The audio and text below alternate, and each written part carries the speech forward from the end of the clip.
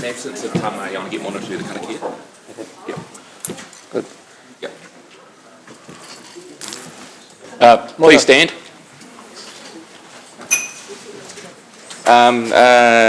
Prior to opening of the meeting, Muna will start with the karakia, and then the Venerable Paul Weeding will do a reading. Thank you. Morena tātou, morena I te whare, tēnei te mihi atu ki a koutou, e te koro matua Andrew, koutou ki ngā memo o te kaunihira, tēnei rā ka mihi atu ki a koutou, me te nui o ngā kaupapa kai o koutou aroaro I tēnei rā. Hoi anō I runga I tērā, me inoi tāku. E pai te matua nei rā mātou e whakamoimiti a whakawhetai atu nei ki a koe I tēnei ata I tēnei rangi, ki a titiro ata whai mai koe ki a mātou I roto I ngā mahi, kei ngā aroaro o tēnei whare. Ara, ko te koro matua o Kirikiri Roa, ki a Andrew King, me ngā memo o te kaunihira nei, e whiriwhiri nei I ngā take kua tau nei ki runga I te tēpū. Mā rātau anō, hei kōkiri ngā kaupapa katoa, ki a kimi I te tika, ki a kimi I te pono, ki a kimi I te arohaina o roto I ngā take katoa. Nō reire e pai te matua, āwhina tia mai, I ngā memo o te kaunihira ki te tau pai ai I ngā kaupapa katoa e hāngai ana ki te oranga o te tangata. Nō reire e pai te matua tēnei tā mātou nei inoi ki a koe I roto I te ingoa tapu o tautama I Karaiti. Āmene.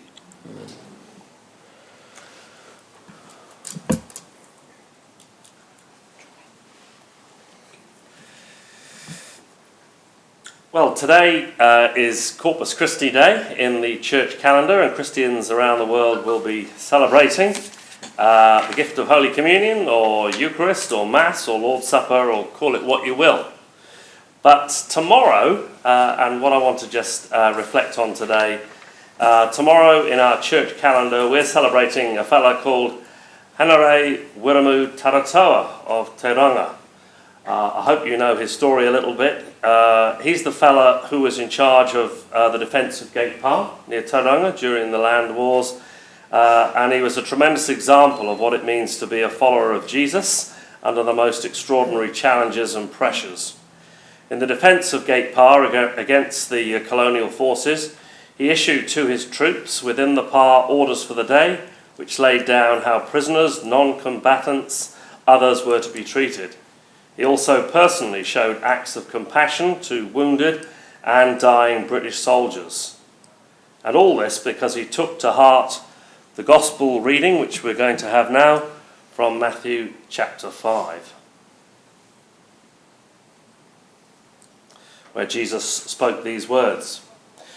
You've heard that it was said, love your neighbour and hate your enemy, but I tell you, love your enemies and pray for those who persecute you, that you may be children of your Father in heaven.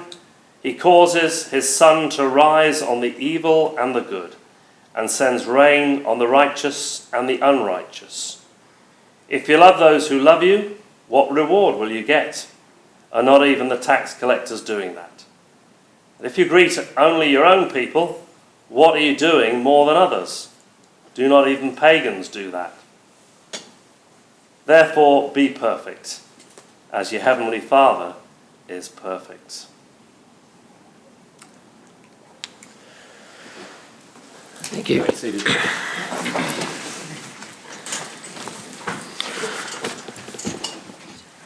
So we'll open this council meeting on the 20th of June 2019 at 9:37 a.m. We'll start with, I'll hand over to the Roxy manager for apologies. Yep. Do you know the apologies? So what, do we have apologies? Yep, so we've got apologies from Councillor Pesco. Are there any other apologies? Moved by myself, seconded by Councillor Mark. All those for, any against, carried. Confirmation of agenda, I'll hand over to the Democracy Manager. Thanks, Mayor Andrew. The confirmation of the agenda is confirmed, noting that there will be a late verbal item added as part of the Chair's report, item 6, concerning Waikato DHB building warrant of fitness. The reason this item needs to be discussed during this meeting is that there is an emerging issue that cannot be delayed due to public interest in the matter. So moved by myself, seconded by Councillor James. All those for, any against? Carried unanimously. Declarations of interest. Are there any declarations of interest? There's been no declarations of interest. So I'll hand over now to the Democracy Manager to run the public forum. So with the public forum today, there are a lot of people. I'm allowing 5 minutes for each person. Total, there will be no questions. Thank you. So if those who are speaking can try and keep their...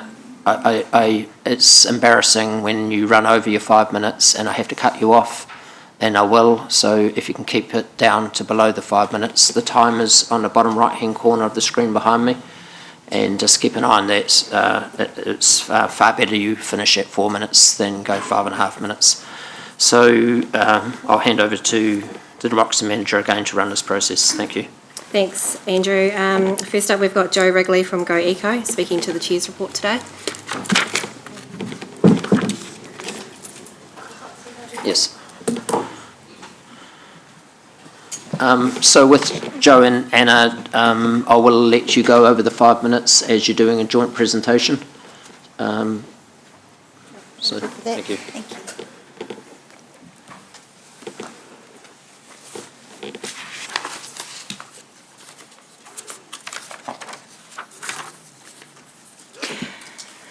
Kia ora koutou, he mihi nui ki a koutou katoa, he mihi nui ki a rangatira o tēnei rohi kingi tu haitia, he mihi nui ki na manawa whenua, mana whenua o te rohi Ngāti Wairere. Nō reira, tēnā koutou, tēnā koutou, tēnā koutou katoa.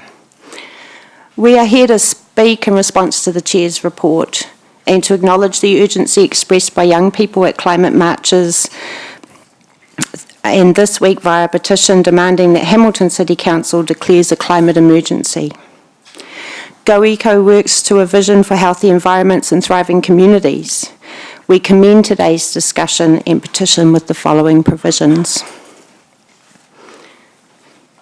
In our view, such a declaration is at risk of being a grand gesture unless there is active recognition of te tiriti and of mana whenua as kaitiaki. A recognition that acknowledges the reciprocity between land and people inherent in te ao Māori. The Waikato Tai Nui Environmental Plan Tai Tumu, Tai Pare, Tai Au refers to the mai aroha of Kingi Tāwhio and a vision for the restoration of the environment to the state that he observed as he composed his mai aroha. As tangata tiriti, we support this goal. We consider the attention to te tiriti and to the aspirations of mana whenua and tangata whenua for restored environment as urgent work required. Te tiriti o Waitangi confers on the Crown a responsibility to support and ensure tino rangatiratanga and to ensure the protection of Māori taonga and resources. Hamilton City Council has a responsibility to te tiriti first and foremost as the founding document of Aotearoa, New Zealand. We acknowledge the actions of this council during this term, and today we challenge you to take another step forward in this regard.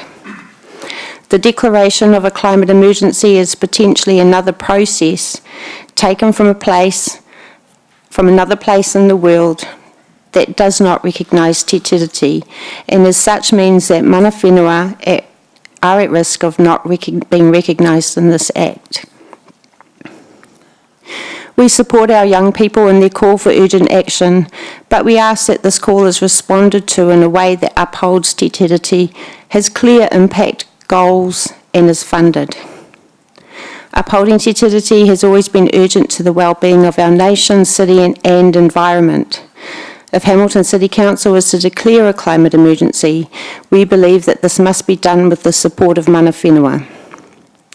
GoEco is committed to the work of decolonisation and environmental work.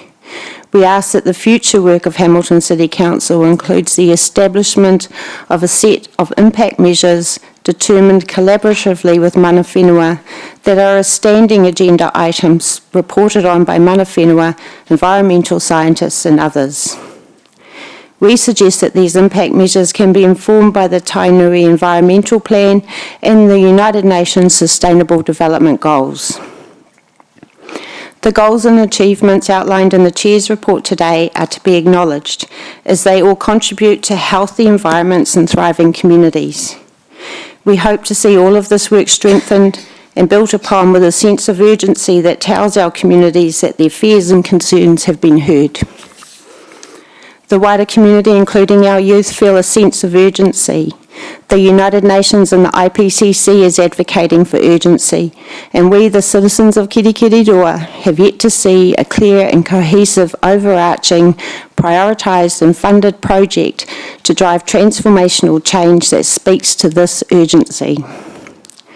We think the only way forward without repeating history is to effect a declaration that promises transformational change that upholds tino, rangatiratanga and te tiriti. The complex and intersecting issues of ecological collapse have been well discussed. It's time to rock the boat, to shake things up, to show leadership and partnership in an authentic and meaningful way. In a social sense, a declaration we face through urban planning for papakainga, local food production and marakai, alongside explicitly supporting te ao Māori practices such as kaitiakitanga.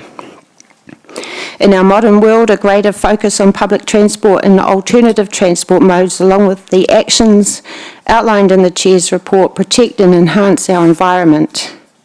Thriving papakainga produce positive environmental and social impacts, enhancing the well-being of our earth and community. These outcomes seem difficult to achieve in suburbs that are designed primarily for individual houses, cars, and the status quo. The positive and shared aspirations of tangata, te tiriti and mana whenua is our collective strength.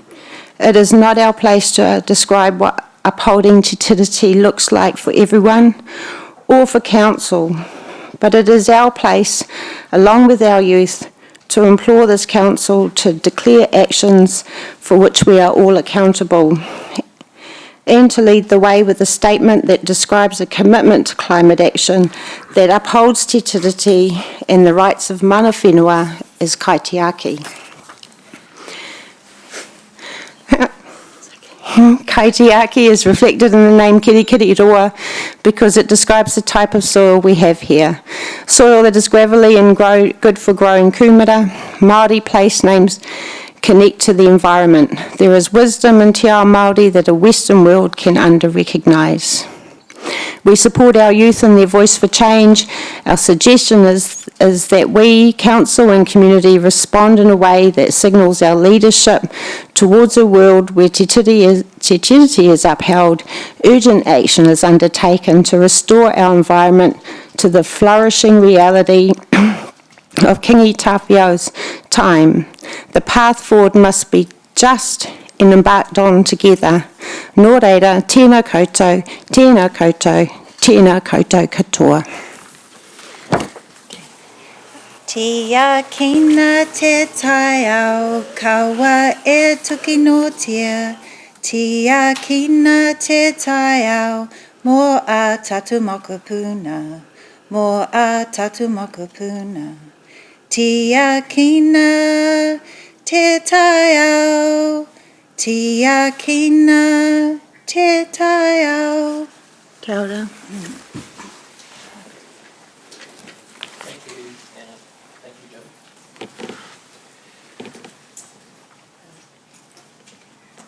Thank you. Next up we have Tim from Rototuna High School speaking to the Chair's report.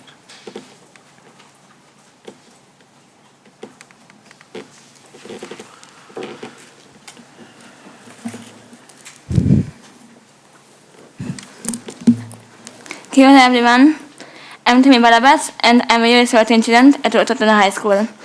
I started my quasi-monumental country and I am leading it. So, I love New Zealand so much. I have so many dreams and goals for my future.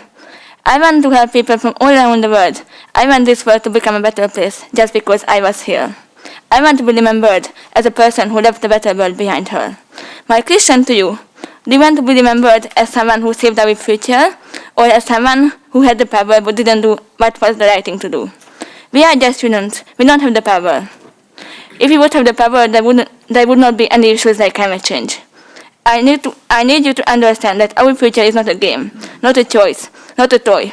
Our future is just as important as yours were. We are worried that we won't be able to experience old age and experience what it's like to look after our grandchildren. Would you be able to look at your children's eyes in 11 years and say, I am sorry, my darling. I knew what was happening to the planet, but I didn't do anything. Or I didn't do enough about it, even though I had the power to save your future. Did you know that there are millions of children just like us who are dying because their homes have been washed away by the rising sea levels? Those people are not less important than us, but they are suffering for something they haven't done. We are also going to suffer for something we didn't do. And one day, sooner than you may think, our lives will also be at risk. You are responsible for all the actions you take or not take, because they are affecting our future. And it will define whether we can or can't experience old age. You have the power to make a difference. You are the Hamilton City Council. You are here to represent us all.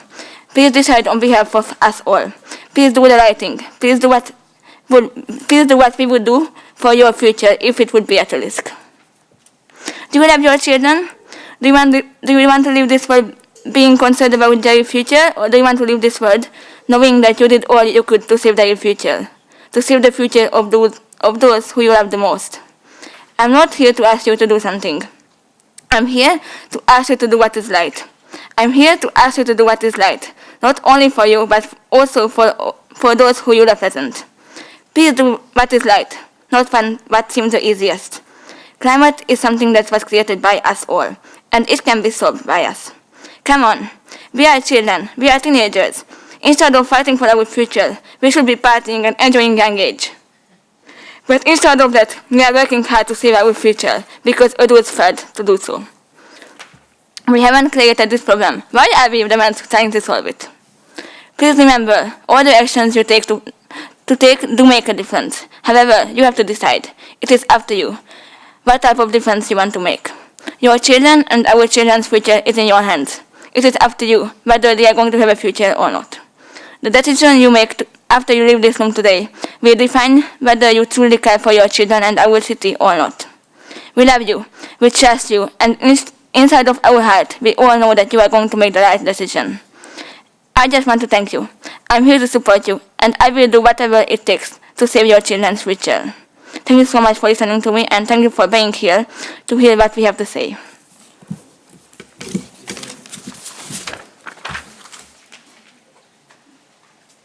Thanks. Next up, we've got Adam from Hillcrest High School, speaking to Chair's report.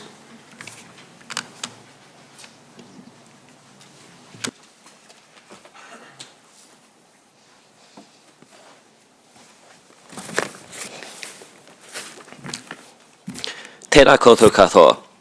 Katoa nā mihi nui kia koutou katoa. Ki te atua, tēnā koe. Kia papatua nuku, tēnā koe. Ki te whare, tēnā koe. Ki te hunga mate, ki te unga ora. Ko Adam Nakowitz toko ingoa. Ko Hillcrest High School taku kura. Tēnā koutou katoa. Good morning. I speak to you today to urge you to declare a climate emergency. There's a simple reason. It is the truth, and we must acknowledge it. I know it may not feel like it in your daily lives because the activities of daily life have continued thus far. But the evidence is conclusive and the scientists are unanimous. We are living on borrowed time. The increasing global average temperature is driving more intense weather systems, disrupting the complex ecosystems that we rely on for survival, and causing immense economic damage around the globe, in New Zealand and in Hamilton. I could describe to you the decades upon decades of environmental research, but listening to evidence and making informed policy decisions is your job. We are asking the Hamilton City Council to respond to climate change. We are demanding it because if you do not, the activities of daily life that you have enjoyed throughout your life and will have all enjoyed until now will come to a catastrophic end. Every piece of peer-reviewed evidence, every meticulously calculated projection, and every urgent prediction is a call to action. It is time to answer that call. Our connection as Kaitiaki is eternal. We have no other land and sea. Our well-being and identity as a people is entirely dependent on the well-being of our environment. Declaring a climate emergency is only a formality because we are already living amidst a climate emergency of our own making, and the climate does not care for the drawn-out debate of people. What the declaration will do is send a message and inspire others to join the growing movement, acknowledging the threat we face. The declaration must also be supported by action, achievable policies, informed by evidence that will benefit everyone. I give you 5 basic actions that can be implemented for our city. First, plant more trees in the city to shade our streets and reduce the urban heat island effect. Trees will also create a carbon sink, which in turn reduces total carbon in the atmosphere, which then helps to reduce the greenhouse effect of carbon dioxide. Second, curtail our suburban footprint by promoting mixed residential and retail facilities, especially in our CBD. This is a far more efficient use of land and is, in fact, an energy-saving measure. Third, protect our watersheds, which supply the region's ecosystems, and protects our agriculture and our freshwater supply. Fourth, promote the addition of solar and wind energy into our electricity grid. Finally, ban all single-use plastics. There are many sustainable alternatives to plastic packaging, and this is especially true in the food industry. We must take these actions now. They will help to mitigate the impacts of climate change or enhance our adaptability and increase the likelihood of responding successfully to the inevitable changes that climate change is bringing. To use a common metaphor, why would we put an ambulance at the bottom of the cliff instead of putting a fence at the top? Declaring a climate emergency and establishing actions to help mitigate the growing impacts of climate change is building that fence. With every passing season, we are careening towards that precipice, and if you do not build that fence, you will leave my generation to call an ambulance. Only this time, it will be too late. Nō reira, tēnā koutou, tēnā tātou katoa.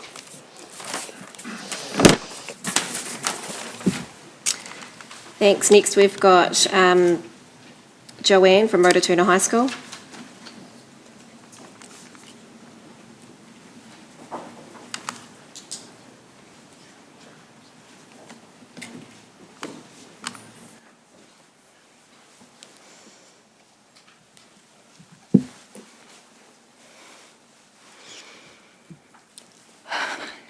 Good morning. My name is Joni Nightingale, and I am a Year 11 student at Rototuna Senior High School, and I'm part of the environmental leadership team.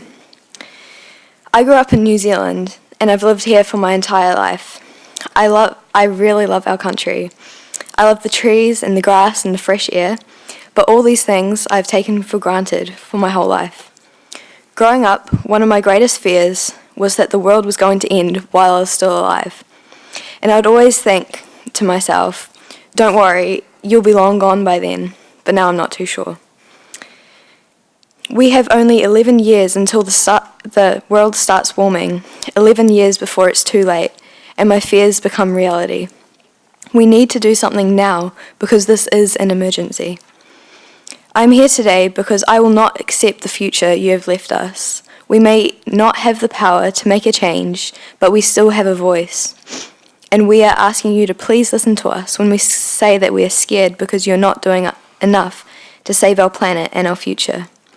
You have the power to do what is right, and we need to do as much as possible because time is something that we don't have. I am no expert when it comes to climate change, but I know enough that I'm scared for my future. I have 3 little brothers. William and Evan are identical twins. William has his whole life planned out. He's going to own a restaurant when he grows up, where all the food comes from his own veggie garden. He's 10 years old now, and he is hearing stuff about climate change at school, and he cries himself to sleep at night because he's scared that he's not going to have that future, or a future at all, because of climate change. We should not be the ones who carry this burden, and we should not have to worry about whether we will have a future or not. We are the first generation to feel the impact of climate change, and the last who can actually do something about it. The people before us had a chance to turn things around and make the environment a priority. Imagine what the world would look like if they had taken that chance. But they didn't, so now it's up to us to save ourselves and the future generations. Thank you for your time, and I hope and trust that you will do what's best for us all.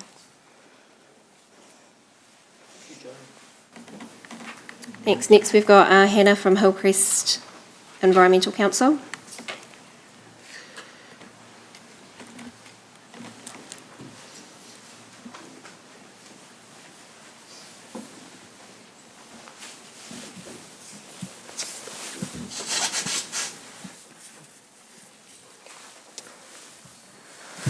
Tēnā koutou katoa, ko Hannah Hagen toku ingoa.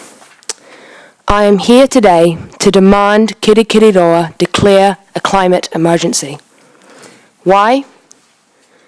Because we are facing an ecological crisis. Devastating extreme weather events such as heavier floods, longer droughts and shifting seasons are affecting the people of New Zealand. The altering of our Earth's atmosphere and exploitation of natural resources is drastically endangering all aspects of society. We cannot survive without the surrounding environment and resources. But this is an emergency because it is more than an environmental issue. It is also a social and economic issue. This climate crisis will be the degradation of our society if we continue to ignore nature's cry for help. I have come here today to ask you to declare a climate emergency. But by doing so, I also hope to share with you the fear I have for my future and the future of us all. I want you to know the pain I experience as I see our Earth dying in front of my eyes. 4,000 of our native species are at risk of extinction. In my future, there will be food shortages and there will be water shortages. My friends, my whānau and my iwi who are connected to the coast will have to move due to sea level rise, saltwater intrusion and the risk of erosion. I will have to grow up with the weight and pain of this climate crisis and the resulting casualties. Lives who did not contribute to the climate crisis will be devastated because they cannot afford the resources to recover from climate-related events. When the rich wage war, it is the poor that die, and it is the rich fueling this problem, but it is the lower socio-economic class that is suffering the consequences. My life is being defined by this crisis. I will grow up and experience the world set for me by the action we choose to take in the next few years. We are being offered a window of opportunity, and I'm here to tell you that I am desperate for you to declare a climate emergency. I am desperate for you to take the action that is required. I need you to send a clear message to Hamilton and New Zealand that you value the environment that supports us, and that you won't accept a future for your children and citizens that is rooted in devastation and injustice. We are calling out for our right to safety and for our leaders to act. Kia ora rawa atu, nō reira, tēnā koutou, tēnā koutou, tēnā koutou katoa.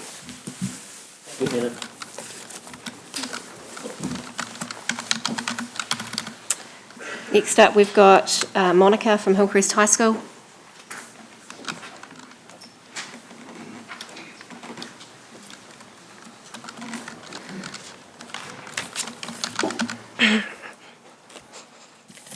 Tēnā koutou katoa. Good morning, Mayor. Good morning, councillors. My name is Monica Lim. I am 17 years old.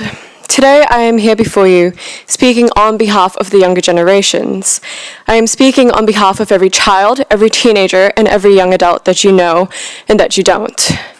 For the children in countries like Thailand, Guatemala, Bangladesh, Vietnam, and Pakistan that are suffering the consequences of mass flooding as a result of global warming, a burden in which they have had no part in creating.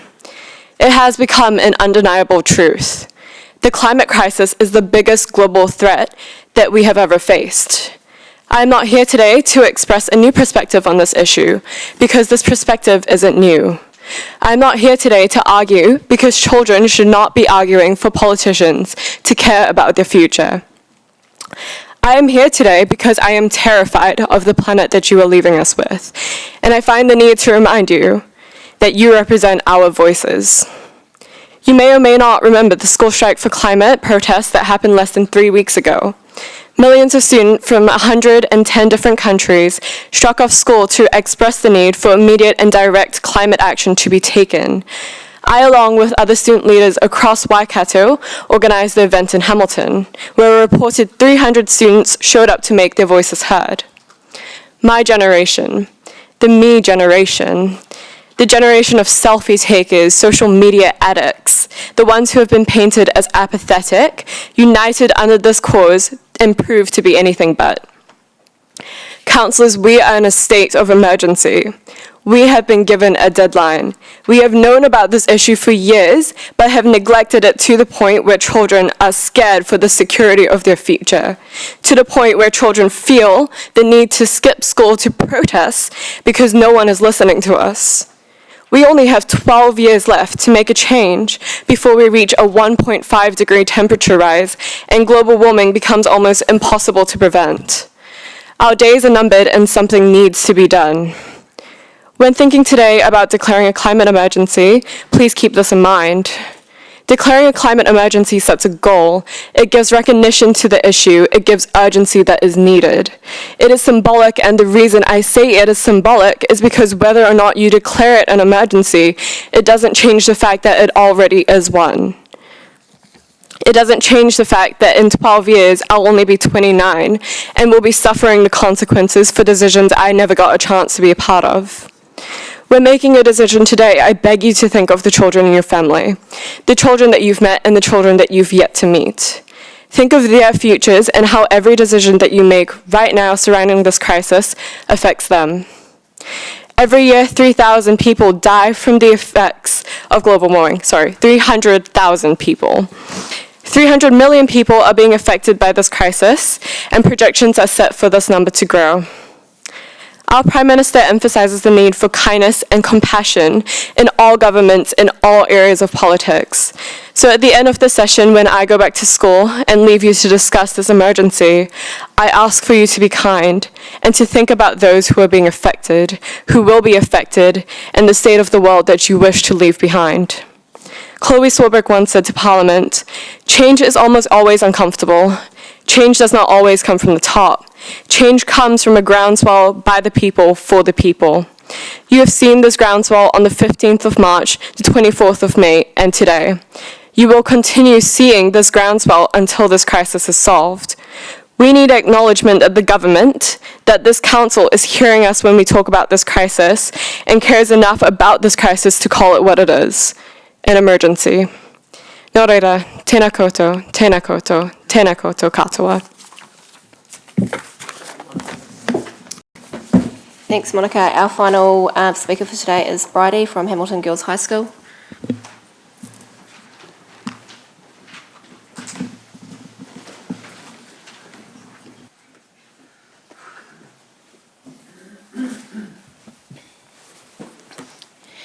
Kia ora, my name is Bridie Case Miller and I go to Sacred Heart Girls College in Hamilton. I'm here today to present this petition on behalf of the wider Hamilton City.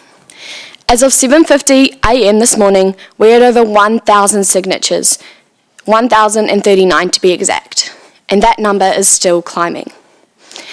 We reached 10 signatures just 3 days ago, and already, in just 2 days, this petition has skyrocketed and reached 1,000 signatures 8 hours ago.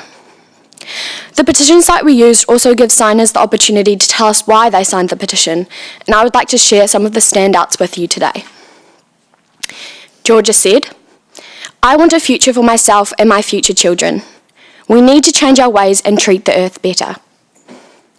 Shelley said, this issue is still not taken seriously enough. Casey said it's because she needs a world to live in. Hannah said, I believe in big changes come from small actions. From something as little as a signature can create a big impact in our community, especially if it means saving the home planet we live on. Eureka said, it's not a matter of choice anymore. We all have to make a change now. Anshul said, because I'm 11 and I don't like climate change.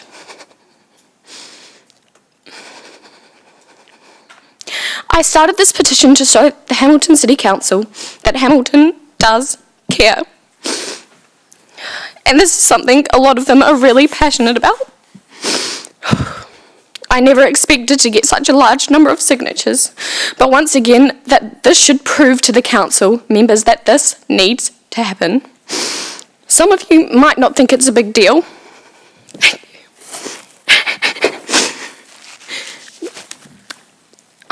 Declaring a climate emergency.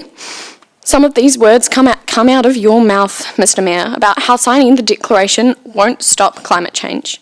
And you're right, it won't stop climate change. At the rate we are going, we may never stop climate change.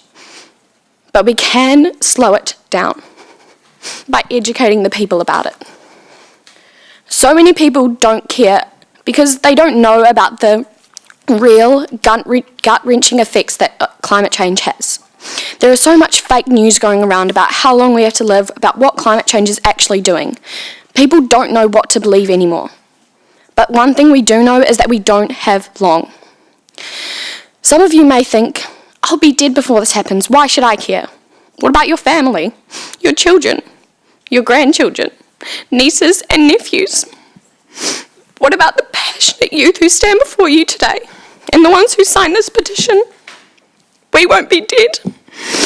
We are the ones who have to suffer if you don't make the right decisions for our economy. Declaring a climate emergency and joining the other 4 cities who have forward thinking when it comes to climate change will send a message to the people that we are in a state of emergency. Because we are, aren't we? The effects of climate change are already becoming evident in our everyday lives, with the rising sea levels, higher temperatures, more frequent extreme weather events such as flooding and droughts, and the change in rainfall patterns. This has a huge impact on biodiversity in New Zealand. Our agricultural businesses such as dairy farming and fruit and vegetable farming, and also affects average household and business cost, causing our economy to fluctuate. Imagine what it'll be like in 20 years. No, not even that. 10 years, 5 years, next year. Our winter is already warmer than last year, isn't it? We've had half as many frosts as we did last year, and cold snaps are coming out of nowhere. And I have a feeling this might be because of the climate crisis. Declaring a climate emergency now will safeguard a future for your children, grandchildren, and many future generations to come. And I promise you, it is the right decision. Myself, Timmy Barabas from Rototuna High School, and Monica Lim from Hillcrest High School would now like to present this petition to the Council on behalf of Hamilton City. Thank you for listening. We hope you take action for our future. Thank you, Brodie.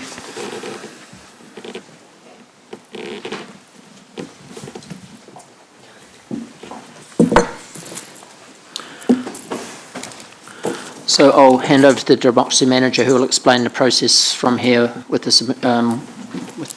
Yeah, thanks, Mayor King. So from here, what will happen is we will take the petition away to validate according to our process outlined in the standing orders.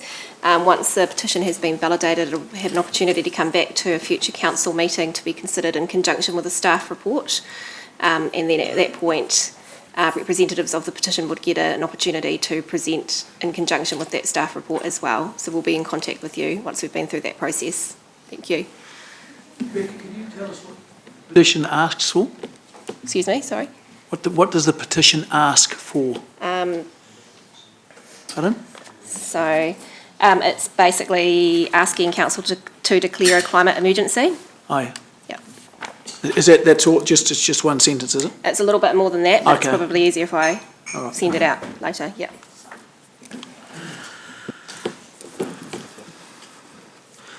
Okay. So we're now moving to item 5 on page 6, moved by myself, seconded by...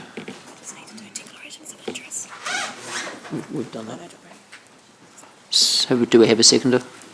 Councillor Dave. All those for?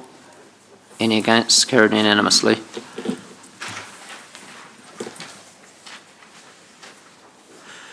We'll now move to the Chair's report on page 15, item 6. So I will talk to the Chair's report. So on the 24th of May, I received 33 emails from young people who were concerned about our environment. And I just want to lay out what this council is doing. And firstly, is item 1 is we've made public transport more attractive.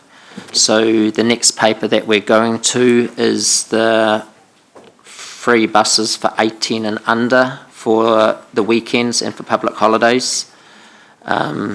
This is a start of where we want to head to, which is free buses for under 18s and under, going forward for all at any time. And this is the first step towards doing that by using the weekends as a live business case to then build on. This council has also upgraded many of our bus shelters, put in a lot more bus shelters, and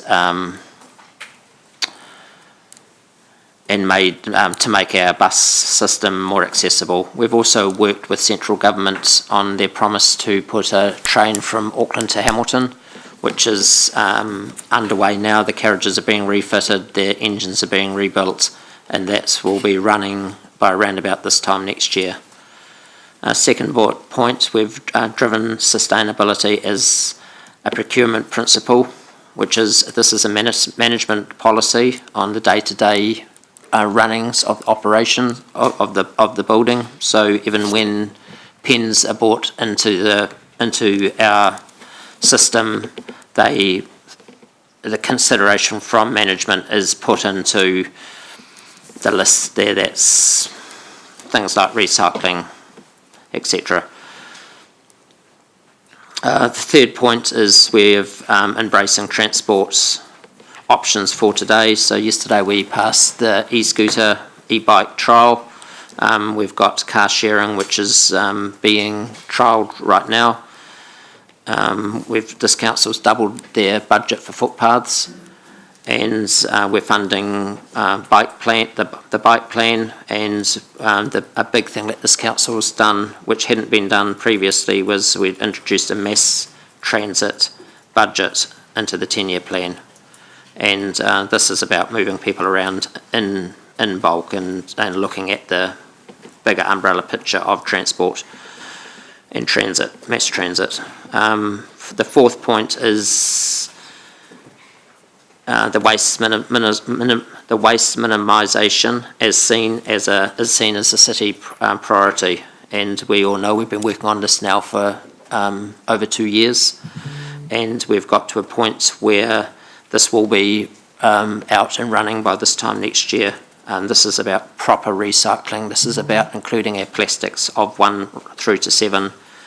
And the big change here is the bin that will be in everybody's kitchen or outside the back door for their food waste, which is 40% of the weight of rubbish that comes out of the households in New Zealand. And the food waste is what causes the methane gas issues in our landfills. And we're the first council in New Zealand to do this as fully funded by ratepayer. It's not a paid service, it's a service that's paid through rates, not a service that's paid on a pickup. From there, I'll go to the biodiversity as part of the city's future, which is increasing our planting. In our overall, we've set a goal of 10%, and that is very achievable. Planting our gullies.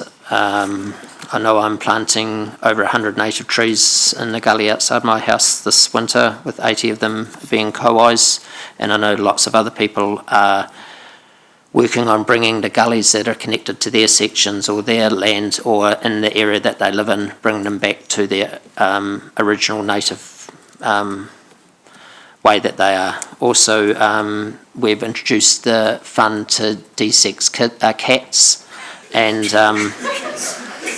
It doesn't say that in the chair's report. I wondered what you were de-sexing. no, it doesn't say in the chair's report, but it is about de-sexing cats and euthanasian cats, which are either can't be put back out for adoption. And this is about protecting our wildlife and re-establishing our wildlife and giving it every chance that we can.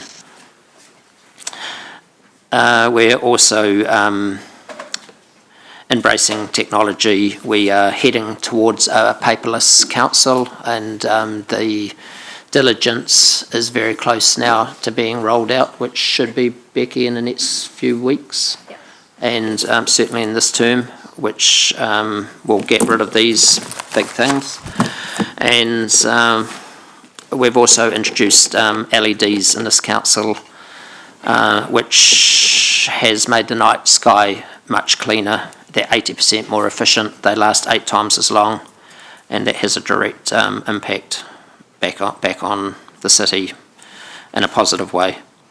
And the other thing that we're doing is working on Waiwhakariki, getting Waiwhakariki open to the public, and continuing with our planting there. And there's no secret about my vision for Waiwhakariki of getting it pest fenced and using it as a native kiwi breeding place to get kiwi out where we can. Looking after what we've got. It's very disappointing that most New Zealanders have never seen a kiwi in the wild. So further to that, I've realised from today's listening to the speakers in the public forum today, I believe that I've missed another council point, and I'd like to add an 8th to our response, and it is kaitiaki tanga. And that's partnering with iwi to protect our land and our environment. And council, with the guidance of Manga Māori, have cultural considerations as part of this, of any report that comes to council and or to any council committee. And these cultural considerations include values like kaitiaki tanga, the kingitanga, mani ki tanga, and rangitera tanga. And these form the framework of how we uphold the values and the principles of partnership, participation, and protection. And from there, I just want to branch out into the relationship that we have with Māori in the city, and the Māori that we've introduced, the Manga Māori, into all our committees, and it's I believe that we're the first council to do this in the way that we've done it, and this is partnering with Māori, and this is and does have a big bearing on the joining together of the land, the people, and the environment, a linking of the three as one.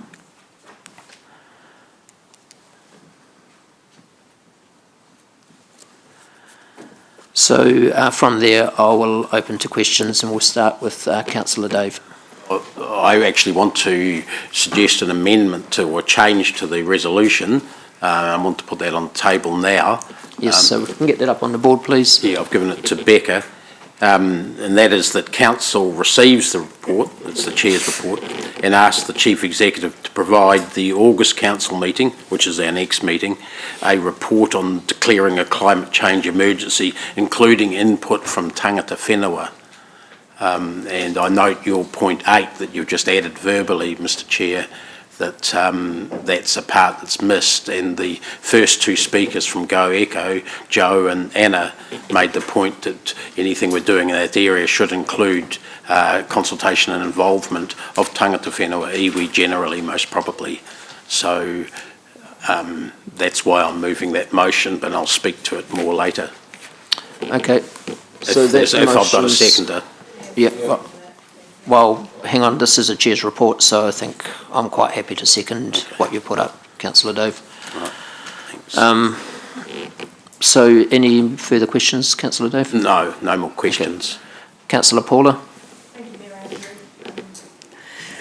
I would like to ask, I'm going to speak in the debate, but I would like to ask then, with the list that you had up on your report, whether you would be supporting bringing greater resources into restoring the gully restoration, because you mentioned the 10% significant natural vegetation that we need to go to, and we're at 2% at this point in time. Previous council pulled the budget back on gully restoration. I see that you're quite keen now, so I'm asking whether that's something that we can discuss and you would support. This isn't the time to be discussing 10-year plan or budgeting issues, but yes, point taken. Any further questions, Councillor Paula? Not at this time, thank you. Councillor Siggy. Yeah, thank you so much, Mayor Andrew. Look, I'm excited to see this all happen, and I'm excited about the talk about climate change. There's just little things and I'm just wondering here, we talk about driven sustainability to be procurement principles, and that's great, with recycle and reuse, and we have got recycling bins here in council. And I'm just wondering, do we monitor that they really go into recycling, or do they just get into the putting together with the general rubbish? Because that's what it's about, these basic principles that so I'm just wondering, I'm flagging that, whether we are monitoring that constantly. Look, I'm very sure that if there's a recycling bin, that recycling is handled responsibly by the organisation, and I don't like the suggestion that it would be treated otherwise by staff, but I will hand over to the Chief Executive to confirm that position. Yes. Okay. Councillor I have to Paula. take your yes. Sorry, just one quick question I've forgotten in my scribbles here. Can you or staff please tell me, have we got a firm understanding of our own carbon footprint as a city and as a city council? Has that work been undertaken? I haven't seen any within the sustainability strategy. I'll pass that over again to the Chief Executive. I'm going to ask the General Manager responsibility for this area to answer the question. Were you listening to the question, General Manager? Can you please repeat it for me? So do we have a firm view of our carbon footprint as a City Council, as well as Hamilton City itself? So just to reframe that, has any work been done for us to understand what our carbon footprint is, and therefore what our target should be, what the city's target carbon footprints are? I just haven't seen any of the sustainability work. And look, if you have to bring that back the next time, that's fine, but I'd like to answer to that question. I don't know the answer. I don't know what our carbon footprint is. We are improving in this area all the time, so we will look at that. So, sorry, I'm not trying to be difficult. I'm just trying to find a starting point. We are engaging regularly with the Waikato Regional Council in particular on some of those environmental measures. So we're actively engaged in work at the moment to look at that and other environmental measures. Excellent, thank you. Can I had one more Sure. question. Yeah. About using non-toxic products, I just wondered, are we going far enough? Because we talked about the other day about Roundup and reducing that, and I'm just wondering, was what we decided, is that gone far enough, or? We're going as far as the science is supporting, so our procurement practices and support the use of certain types of products which are considered safe. And so we just rely on scientific support for that. Which scientific support? The legitimate ones supported by supported by Okay, that's enough, thank you. approved Thank national. you. It's not, this isn't a time for joking, and I don't appreciate your reaction to the Chief Executive explaining the question that you asked. So improve your behaviour in that area, please, Councillor Siggy. We're going to debates, Councillor Dave. Okay, thanks. Look, firstly, I'd like to thank personally the speakers that have all spoken today. Some of them I've actually heard before when I was on the first Climate Change March, which happened to be on March the 15th, which had ended up as a terrible day for New Zealand with what happened in Christchurch. And I'm glad that the young people in our community have continued their work from that day and are still continuing it today. I firmly, personally believe that there is a climate change emergency right there now. I don't believe we have to declare one to make it so. There already is one, and several speakers alluded to that point as well. However, I think that I'm not personally in favour of making declarations that aren't followed or part of action, and I think that's the purpose of the motion here, is to get council, to get management to report back to us on the things that we can do to make it a meaningful climate change emergency declaration, including specifically a consultation with tangata whenua. I've been following the global debate about this, and it's pretty generic, pretty white, if you like, looking at it. I think we can have a New Zealand flavour to this, and particularly an Indigenous flavour in several ways, which is why I think it's important, and I was glad to hear Joe Wrigley make this point at the start, important to involve the tangata whenua in that, and iwi generally. We need a community-based approach, including all of our community, not just something where we're supporting what's happening globally, which is also important. I just want to mention a couple of areas that I think we could be doing more, and I agree with all of the points you've made, Your Worship, there. But we used to have in this council a sustainability panel, a group of outside community-based experts. I think it's time to look at getting that sort of thing back so that we can have the community monitoring what this council's doing and our influence in this area of operations. There's an article in the paper yesterday, I believe, or in the Radio New Zealand, talking about whether councils should be the ones declaring climate emergency. Makes a very good point that councils are going to be at the cutting edge of a lot of climate change issues, or dealing with them, so we are good ones to be looking at that. I think in the area of our district plan, we need to make our housing far more sustainable. Things like rainwater tanks and energy efficient housing have been talked about around the council table for years, but very little have happened. Same in biodiversity and transport issues. We're doing a bit, but we're not doing enough. So I would like to see us looking at what we're doing now, but looking at the ideal situation and how we reach that point. I'm fully expecting staff will report back to us on all of those sorts of issues and how we can make it a meaningful climate change emergency declaration. Councillor Paula. Thank you, Mayor Andrew. So I was very surprised with the Chair's report and pleased, because it was the most pro-green report, pro-environment, pro-sustainability report that I've seen coming from a Mayor's report. Actually, it had some similarities with a blog that I posted after the march in Garden Place a couple of weeks ago. And there are, you're quite right, Mayor Andrew, very good actions, but they're just a springboard for the future. They're not even a totally accurate scorecard of where we are. They're part of where we are, and they should form a positive springboard to go forward. I think what I heard from the young leaders is that signing a climate emergency is at least a declaration that is public and stands by all of the other people who've done the same, from which we can go forward. And the message is quite clear then that we're taking it absolutely seriously. So it may just be a signature on a piece of paper, or it may just be a line in a policy, but it's an important indication. And I would have said that signing the local government leaders' declaration on climate was the same thing, and that should have been signed. And I've made no secret of the fact that I think that should have been discussed more and it should have been signed. We do have some good opportunities in Hamilton because we have a lot of wonderful green space. If we had a little bit more resource, we could fast track the restoration of our gullies, and that would get us, as Bruce Clarkson has told us on a number of occasions, that would bring us very close to our 10%. So it's not like we have to acquire greater green spaces to plant up. We just need to do the work that we have in front of us better.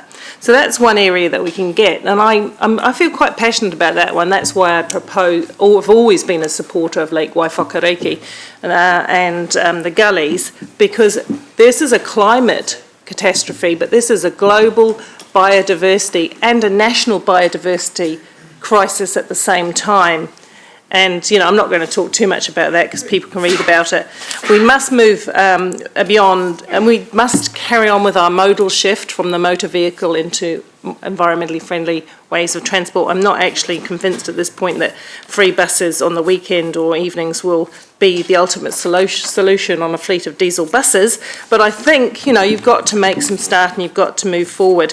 I would like to end by saying I looked carefully at our sustainability principles on which we had a report about 4 months ago to my committee. There are 12 principles, 11 principles, sorry. The eighth one is about climate. And all of the principles have an action to do with climate, but sometimes I think the action is incredibly light. I'll leave people to digest them because I'm running out of time, but we need to review that scorecard so that we're all more on the mark. Oh, and thank you so much, everyone who came today. Councillor Gary. Thank you.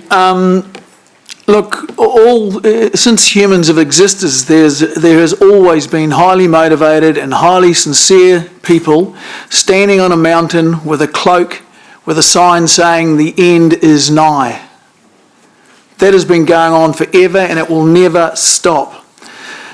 We are going down a path now where we are bordering on passing a resolution which will send us down a path without any analysis, no cost benefit, one of the most uninformed debates we've dealt with on council. Now, of course, the climate is changing. It's never stopped changing, and if it stops changing, we're probably in trouble. So, I mean, that's just a throwaway word. And I'm afraid that what we're doing here is committing one of the great errors of humanity. We're taking a stance for which the cure is way worse than the disease, if there is any disease at all. Councillor Jeff. Yes, thank you, Mayor Andrew. Look, I've got to say, I think 2019 has been a year that I don't think any of us will forget for two reasons. I think back to the Christchurch shootings, which Councillor Dave referred to, and the impact I think that has had on this country, and on me certainly, in terms of the way we think about religious and racial intolerance, and I think it's changed us. It's certainly changed me. And secondly, there has been an uprising regarding the state of the environment and the climate change argument, and rightly so. So I commend you for coming here today, for your courage and for your passion, and thank you. And I want to assure you that you're being listened to and that I'm certainly open to what you're recommending. I will support Councillor Dave's recommendation that we get a report back to August and discuss it further. I liked what Adam said as well. It's about actions and achievable plans, and I agree with the Mayor. There are a number of actions that this Council is following already, and you'll be aware of those. There are more that we can follow and need to follow, and I understand that.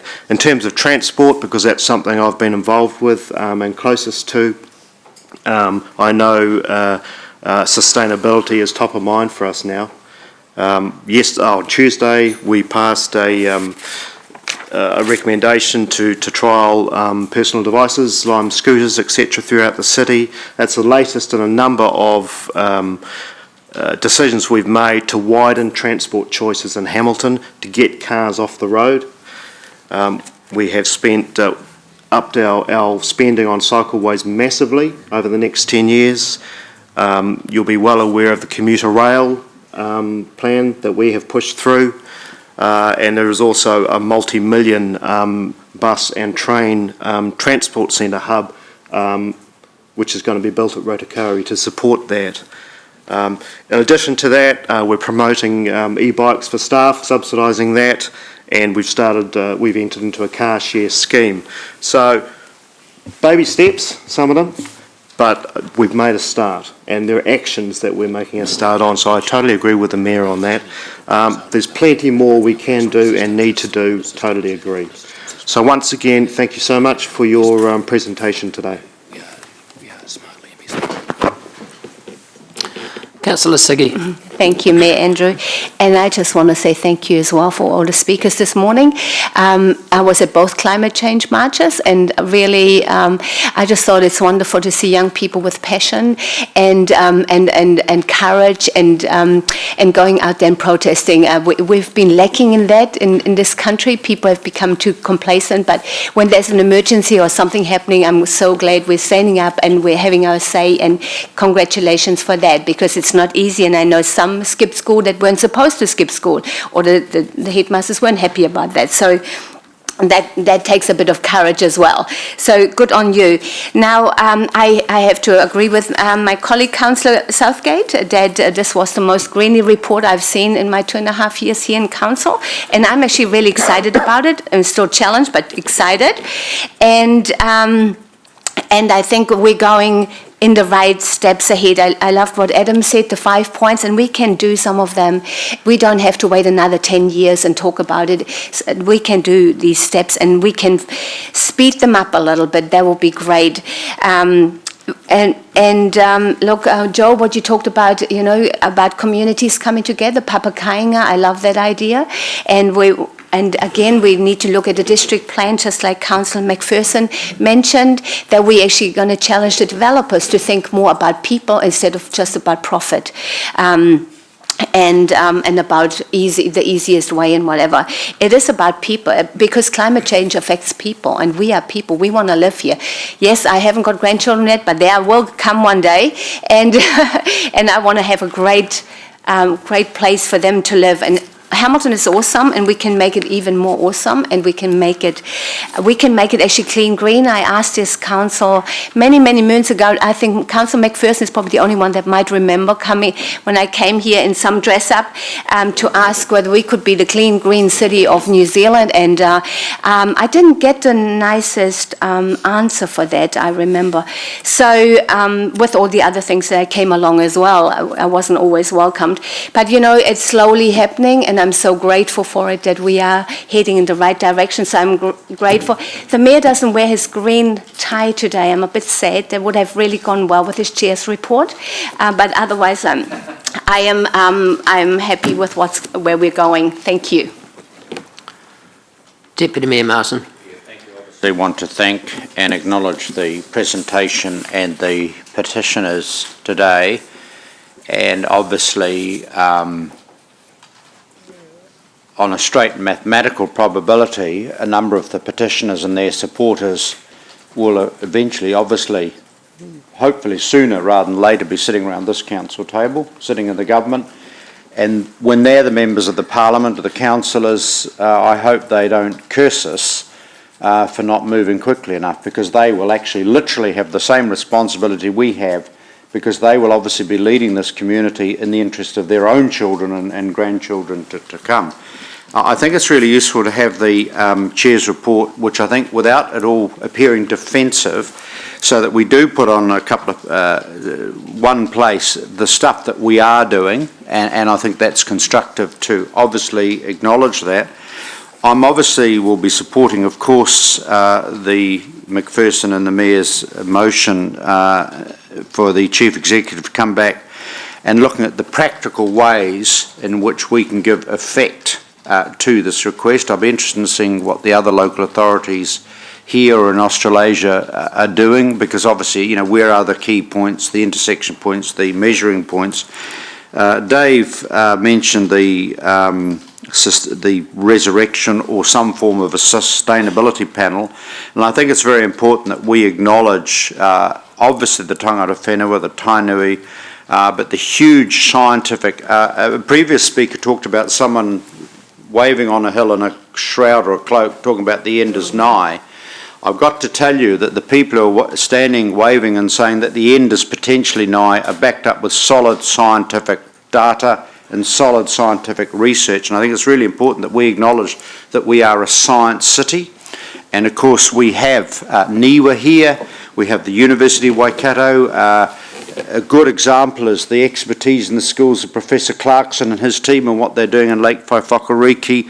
But we have people who are already doing all of that research into climate and the impacts of climate change. So there's a whole range of tertiary institutions and their research that I believe can help, and we need to work with closely. So what I'm trying to say here, Sustainable Waikato, there was that umbrella group, there is a range of people that we can, and it seems crazy that we don't recognise we have incredible scientific, environmental, social science expertise in this whole area that we need, obviously, as a council to engage with. I think also acknowledging the Prime Minister's leadership and role, and obviously we want to know what are the intellects, obviously this has got to be a strong partnership with the agencies of central government as well. So I will be, of course, obviously supporting this. The challenge we've been given today by the people who will in future sit round this council table and in the Parliament is don't let this just be a piece of paper, a declaration. It actually has to have substance and it has to have some measurable goals. That is very clear. The debate about whether we're in deep doo-doo is over. Science and research has clearly established the fact that we have horrendous problems in front of us. And I think one of the key takeout points today is we may not stop, but we can at least delay and moderate and somehow cope. And I think that's incredibly important. So I am looking forward to when we next discuss this item in August, and I'm looking forward to the practical points that we can do as a local authority.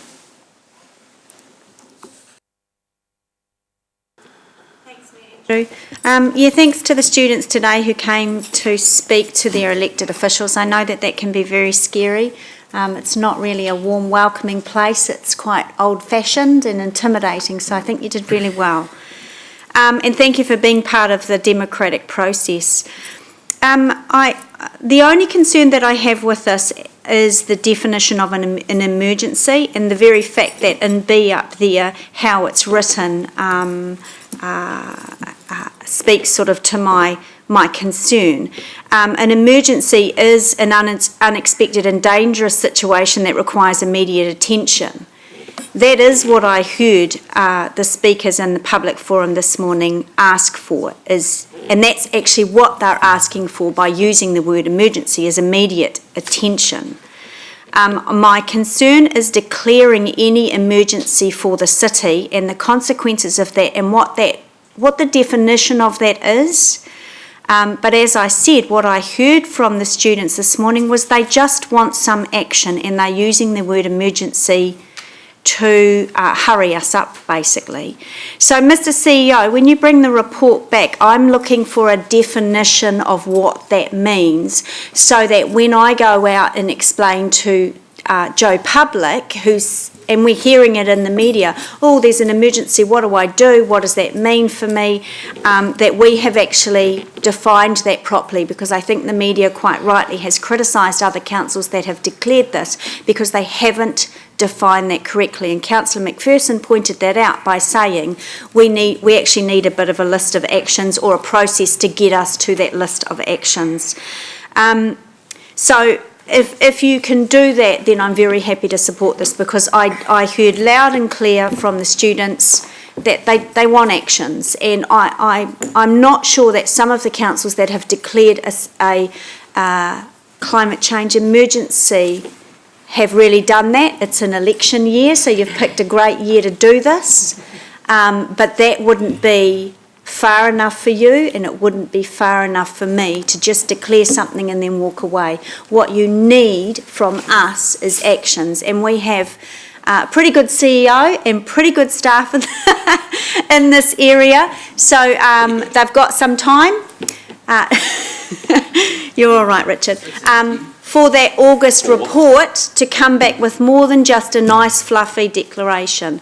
And just so that, again, I'm going to repeat myself here, that I can and other elected members can explain to the general public, this doesn't mean we only flush our toilet once a day, this doesn't mean we've got to build a wall, this doesn't mean we've got to dam the river, that actually explain and define correctly what this means if this council accepts it. Councillor Leo. Mayor Andrew. Congratulations to the students who came in this morning. Some very emotive, there's no two ways about that. I'm a little bit confused, to tell you the truth, because I've heard presentations from professors at the Waikato University who have stated that climate change is very cyclical. When you go back into history, of course, there's been ice ages and all these sort of things.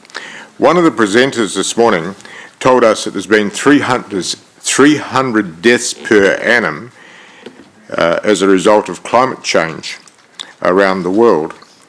Yet around the world every year there's 1,277,500 people actually die in motor vehicle crashes. And in the Chair's report today, of course, we've got to focus education to raise awareness of waste minimisation and different options in Hamilton. My question is, are we also prepared to put the same sort of emphasis in education into road safety in this country? If we were living in the Bay of Plenty at the moment, 43 people have actually died in the Bay of Plenty, with the 2 people yesterday who were killed in a motor vehicle crash on a railway level crossing. As a result, at this stage I'll wait and see what comes out of this. Councillor Mark. Thank you, Mayor Andrew, and as with my previous speakers, I speak in support of the motion, nice and clearly. I agree with the sentiment of everything the speakers spoke about. The only thing I have learned in my one term in council so far is that it's a very hard thing to turn sentiment into results. It's hard work, it's hard action, it's hard yakka. And I think the Mayor's Chair's report is an excellent one because it points out some of those very real things that a lot of us had to fight really hard to get over the line. And we'll go into those shortly. I hope this is a dialogue. I hope this isn't just a whole bunch of people making speeches at each other and then not going back on their opinion. I hope that we have listened to our young speakers today, and I hope that our young speakers go away at least a tiny bit more confident that this old bunch of fuddy-duddies is doing something. We're not that far apart. I urge us to carry on with the path we've got, but as some of our councillors said earlier on, an emergency is a very, very serious thing to declare in our communities. And there's no doubt that our speakers believe that it is an emergency. It is one of those very few levers we have to pull as a councillor. Because actually, you'd be surprised, as councillors, there's very little we can do, but we are doing, I conceive, all that we can. One of the speakers really resonated with me, and that was our first speaker. I think it was Timmy, or Tim? Is it Tim? Timmy? Yeah, Timmy, thank you for that. She said it's do what's right, not what's easy. Do what's right, not what's easy. You know, a lot of councillors I see have done, or councillors around the country have done the easy thing, and they said, yes, it's an emergency. Read, it's election year. Adam talked about planting more trees. We are. Adam talked about curbing our urban footprint into the CBD. Well, if you've listened to anything I've said over the last 2 years, yep, onto it. Adam talked about using single-use plastics. There's only a certain amount we can do, and believe me, in the Rubbish and Recycling Task Force, we talked about it a lot, and the only thing we can exact straight away is what we do as our own organisation. Hannah had very real fears, and I share them. Bridie talked about fake news, and this is a really interesting one. And we saw the tiny wee spat between Siggy and Richard there before. That's going on worldwide, because everyone is passionate about their views, then they aren't necessarily backed up with the same facts that everyone else is. It's easy to declare an emergency. It is right and hard to do the right things. We are building cycleways. I'm pushing for community gardens. It is very hard to get funds, and you have to make a fool of yourself to get funds for stray cat management in this place. But we've done it. It's very hard to spend $95 million on a waste minimisation plan and actions, but we're doing it. It is very hard to fight against gate increases at dumps, but we're doing it. It is very hard to ask ratepayers to fund all this stuff, but we're doing it. So I support the motion. I'm interested to see what an emergency will be defined as, but I'm optimistic because for too long I believe Hamilton has followed the Waikato. It's time for Hamilton to lead the Waikato.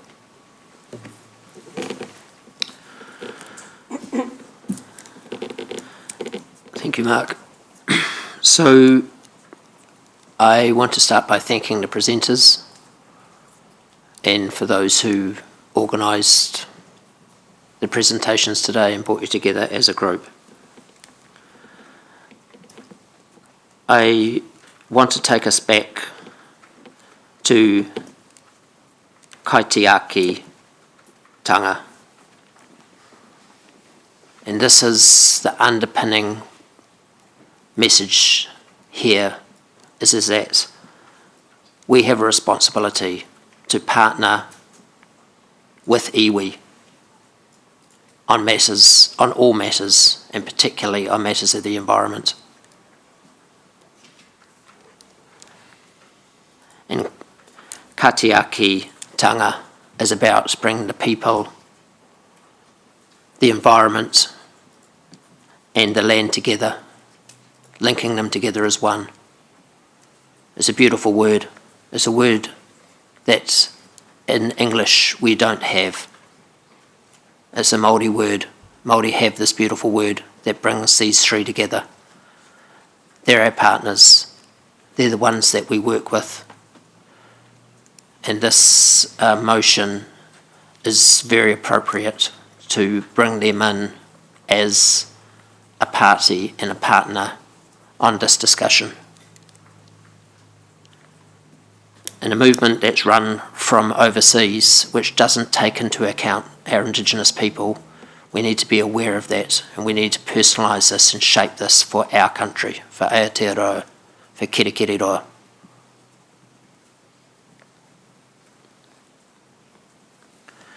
Councillor Dave, would you like a right of reply? Yes, thanks. Look, I just want to start with your last point about kaitiaki, which I agree is a very appropriate word for the flavour we're trying to insert into this issue, or saying should be inserted. I wouldn't, however, say this is a movement run from overseas. I believe it's a movement inspired perhaps from overseas, but it's definitely run locally. And that's one of the things that I've seen around the case. It is Nelson students that have been pushing the Nelson City Council, Christchurch students pushing them, Hamilton and Waikato students pushing us. So, and I believe that those are the people that are originating the debates in each community. I think the term is think globally, act locally. And I think that's certainly what's been happening here. A couple of years ago, about that, the new Prime Minister of New Zealand at the time described climate change as New Zealand's nuclear moment.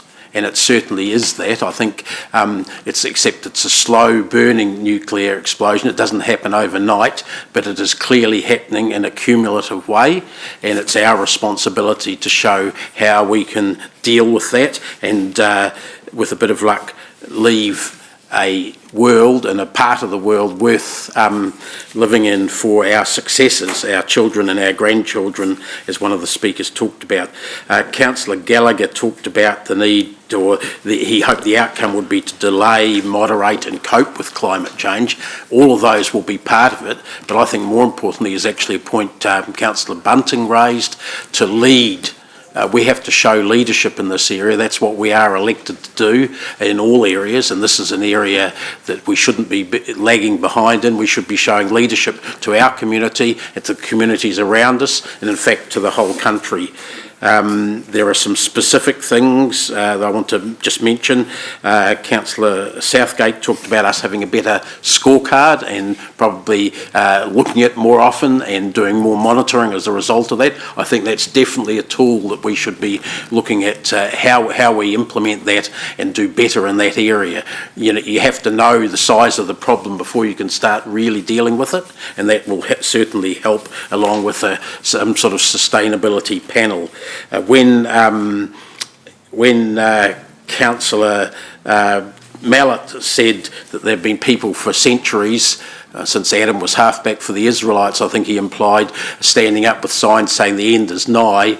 I think there are still people standing up saying the end is nigh, but the end is actually nigh, in my opinion, for people with views like Councillor Mallett, who are climate change deniers. So I'm pleased that the end is nigh for them, though I'm quite happy to have Gary here at the moment reminding me of the views that I don't agree with. Point of order, I actually emphasise that the climate has been changing forever and will ever continue to change, so I'm not a... Thank you, Councillor. Move on with your speech, please. Yes, thank you. Well, we'll see how the vote goes, Gary. Thanks. I just want to commend councillors to vote, ask you to support this motion. For those that say there's not enough science yet, there's not enough facts, for those that say they don't yet understand the full meaning of the word emergency, that's the purpose of the next 2 months or 7 or 8 weeks, is get some information on that so we can make an informed decision and come up with a plan.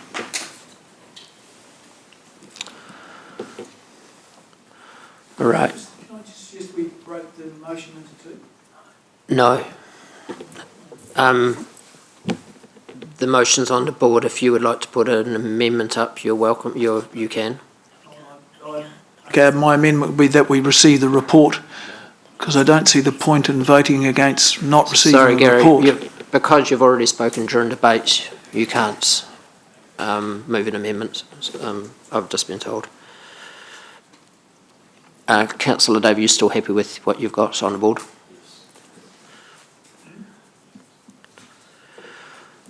Okay. Mahia Te Mahi. We'll go to the board to vote.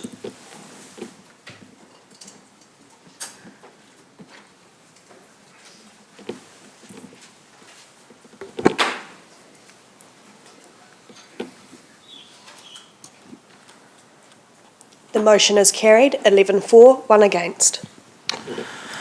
Okay, I now ask Corey to come to the front desk. We're moving now to the late report.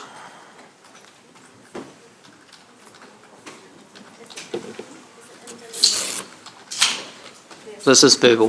Verbal report.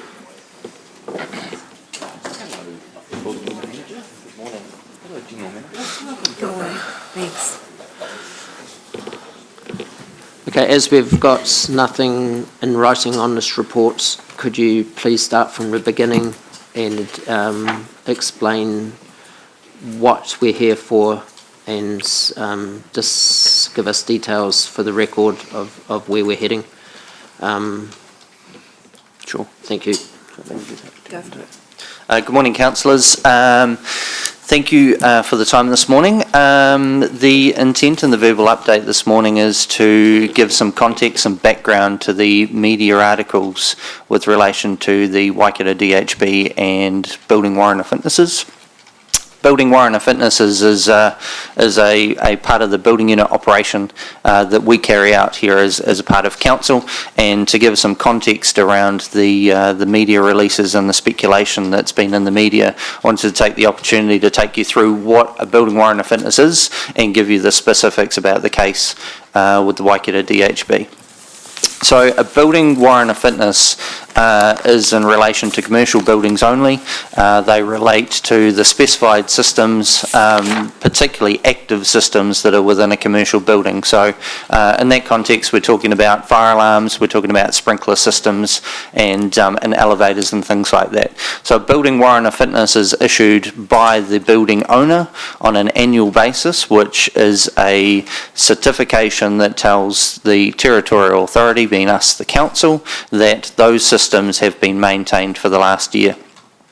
In the case of the Waikato DHB, you'll be aware through the media articles that we've got 7 building warrant of fitnesses outstanding.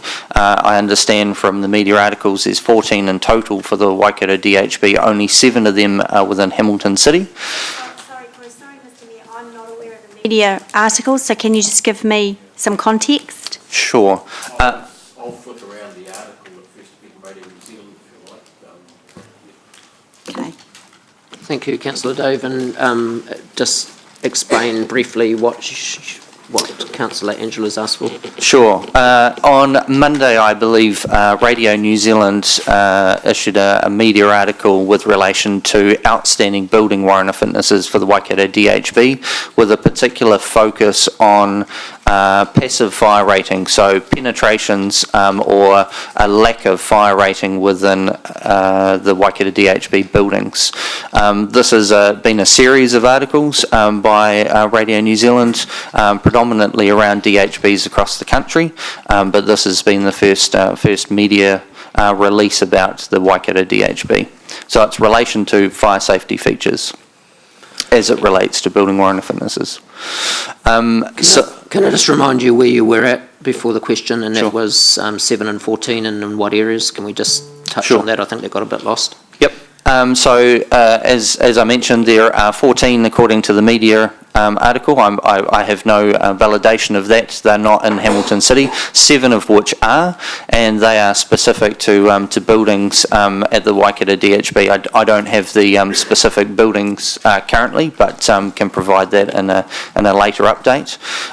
Those building warrant of fitnesses are outstanding solely based on what we call passive features. So these passive features are, as alluded to in the media article, around penetrations within firewalls. So it could be a new electrical cabling, it could be a new data cable. So it's that they've identified within their properties as the building owner that they have some rectification to do around some passive defects. Corey, is that when a cable's been pushed through a firewall? That's correct. So they potentially they've gone through and added some new telecommunications or data cabling as a part of their upgrades, and they've punched a hole in the wall with their hammer, as an example, to pop that cable through the wall. In those cases, that required some fire-rated foam or some sealant to be put around it to protect the firewall. So they've identified that there's some penetration defects, and they brought that to council's attention at the time that their building warrant of fitnesses were due.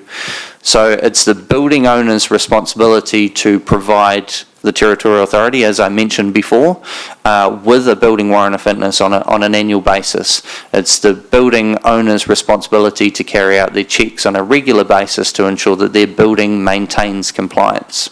In this case, it's been some passive issues that they've identified in some, potentially in some older buildings, which have highlighted they need to do some work.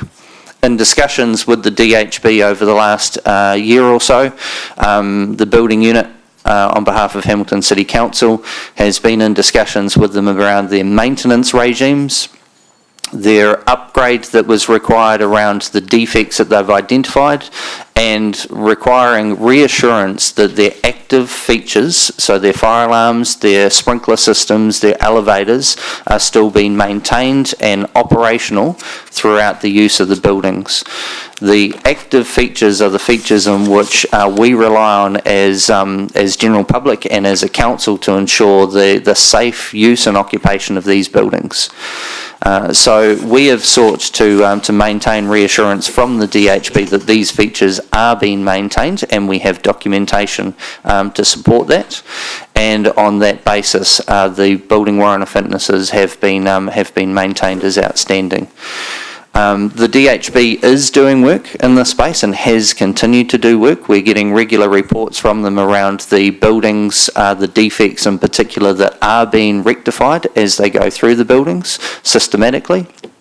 And we've made sure that that work has continued to take place to give us reassurance that this isn't something that's been set on. So just a query, just to clarify, so the active safety measures, you're satisfied are up to standard, it's only the passive measures you have concerns about? We're more than satisfied. We have certification from independent qualified people to confirm that those systems are operational and are being maintained. Okay, so it's only the defects that you're pursuing to make sure remedy, which is the example you gave before, the passive stuff that drills through the wall and That's so forth. correct. Cool.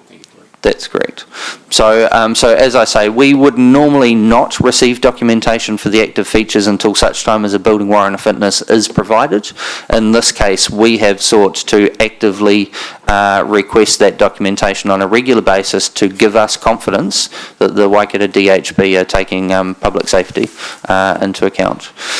So as I say, the intent of the verbal report was to give some context, some background into what you may have read in the media, what the building unit on behalf of Hamilton City Council is doing about it.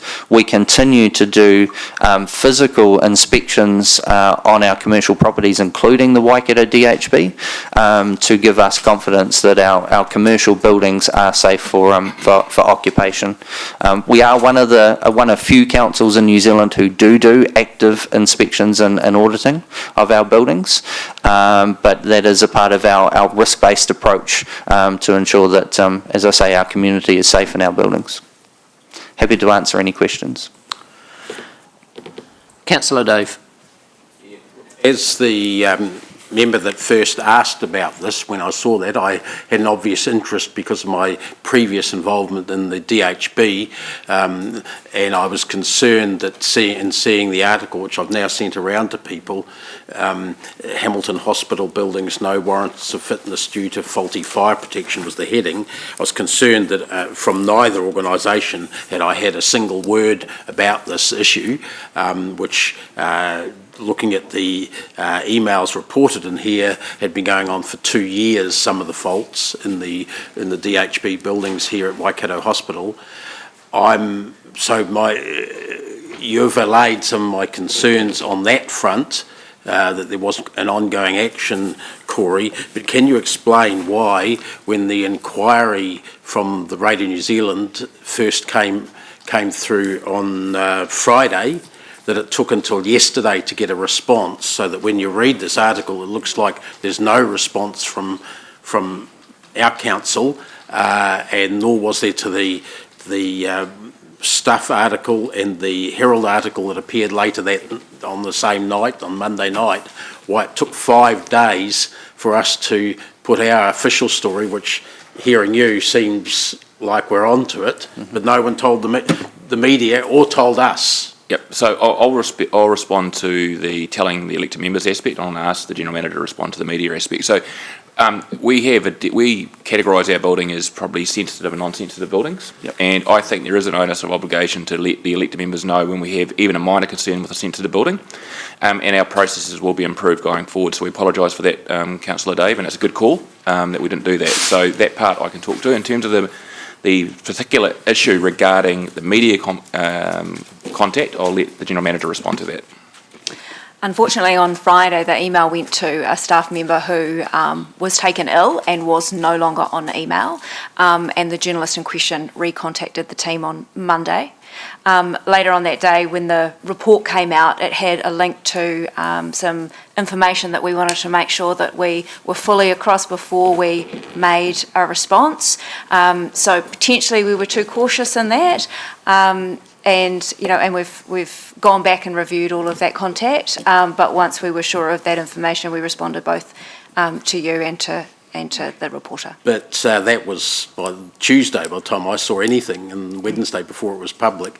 So if the staff member that was sick presumably was the one that promised the media that they would get back to them by Friday evening, because someone did in writing. No, I think that was on Monday after the second No, it was contact. on Friday. According to the media, I mean, I've got an email from... Okay. The problem that I had, councillors, was that as a elected member, I'm getting contacted by the media, and all I know is what's in here. Yep, so I think there's an opportunity here to review our systems. Like the email from the media came to me at the CEO email address, which I don't receive until someone clears it to me. So there's some breakdowns in our processes. The staff member in question was taken to hospital, so there was a need for when a staff member is not around, that we have a means of monitoring the email accounts as well, particularly in the comms area. So there are some things we can improve to bring this forward, but trust us, this is not just a straightforward response that was required. There was some information that we weren't aware of that we needed to validate, and what we should have done is keep the media more informed that we were going through that process so that they could have allayed concerns, and we should have notified elected members that there was a query but we're still following it up, and so that you would at least know that we're in action rather than actually just sitting on it. Is there a bigger problem that we're relying on comms to give answers in a whole heap of areas where they're not familiar or skilled? That wouldn't it have been better for the media person who got the first inquiry to have said, hang on, I'll ring the building manager and get him to talk to you direct? Yep, so just to that point, we will need to check, and I'd be really cool if you could forward me the email from the media with the contact on the Friday, if you haven't already done so, Councillor Dave.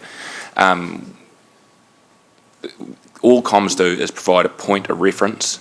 The heavy lifting is done by the team. So in all cases when the reason comms are involved is sometimes when the media contact us, they contact numerous people in the building, and we have numerous people going back. So what we do is use comms to triage, and then also project manage the response to make sure that a response does go back in an affirmation perspective, but also to make sure that the coordinated response is actually captured and actually fed back through. So the heavy lifting is done by, in this case, was done by Corey. He's the expert. We don't want to put someone up that's not.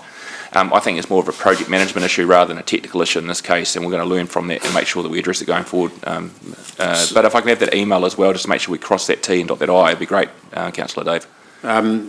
The question arising for all this that I have is what other buildings, I mean, I think we need a report. Can we get a report on other public buildings in the city where similar issues there?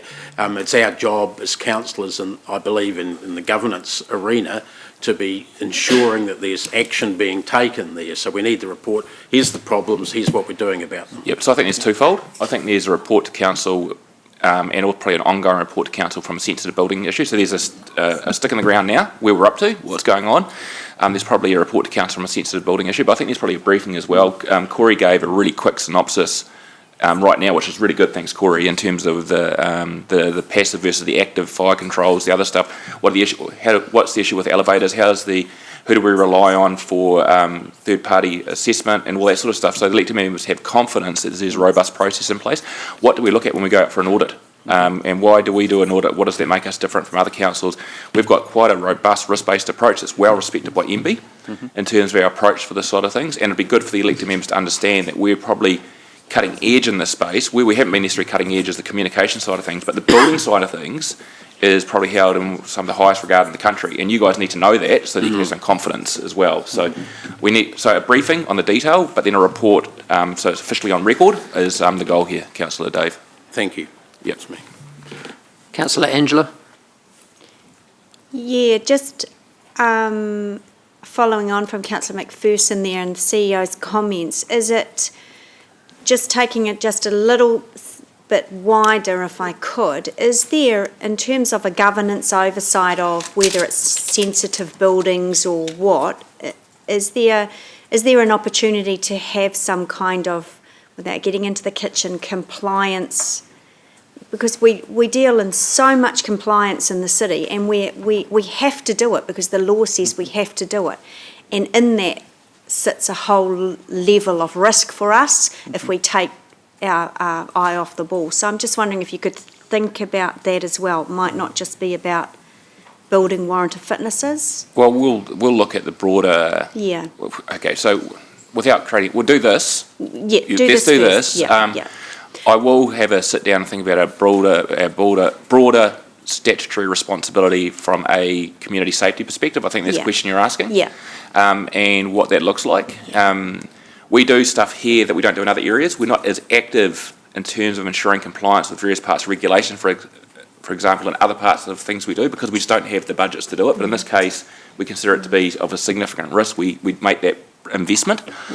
So there's almost a level of service conversation that needs to arise from this, and whether or not council wants to invest more proactively in other areas as well. So can we park this? I've got that. Yeah. And I'll work it through and see how we can actually bring that back for elected members to have that call. But I think part of the briefing Corey can explain what is a sensitive building versus a non-sensitive building and how he comes up with that determination as well, which might just help allay some of those concerns as well. Yeah, because I don't like to question staff from a media story, but that's all we've got to go on.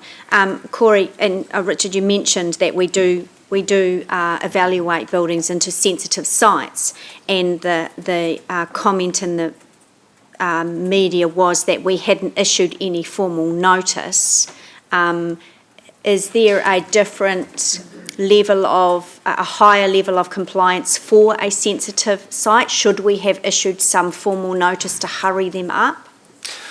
So in discussions with them over the period of time, I guess, that we've been working with the DHB, we didn't feel that it was either necessary or that it was going to have any benefit to the outcome in issuing a notice. We were working with them very closely. We have copies of their programs of work. We could see that they were progressing, that the issuing of a notice actually wouldn't achieve any sort of outcome. With regards to sensitive buildings or high-risk buildings, there's a number of elements that we look at, and it's also important, I think, to note with the likes of a DHB or a hospital, there is a number of systems and processes in place for such a high-risk activity. Whether that be trained staff around staged evacuation, you can't just stop an operation midway through because of a fire, so they've got excessive fire rating requirements. So there's a lot of analysis, I guess, that goes around the definition in a risk-based approach. And in this case, we didn't feel that it was necessary to issue notices. I think an outline of that at the briefing, as well as an outline of what the steps we can take if the building unit aren't satisfied that enough traction is taken in terms of the notice process, might be worthwhile to discuss in the briefing as well. It just gives you confidence that we do have avenues in place to protect the community. Absolutely. Should it come to that point. Absolutely, and we most definitely will use those avenues if we feel that public safety is at risk. Yep. Okay, cool. Well done. Deputy Mayor Marsden. I think you've covered. Thank you for the comprehensive report, and Mr. Chief Executive, you've confirmed the process not just for DHB but other areas of public assembly, and it's a matter of just at what point does governance have a broad oversight. One quote, and I hope I'm not taking the DHB out of context at all, but I would say that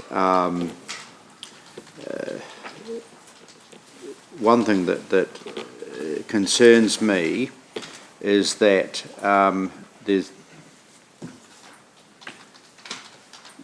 the DHB conceded, and this is a Herald Radio New Zealand report, that poor fire stopping could mean fires spread faster than DHB evacuation plans provide for. So what I want to have in all of our public is, we have risk register, and the risk register that applies to us as a council is obviously because we are the authority.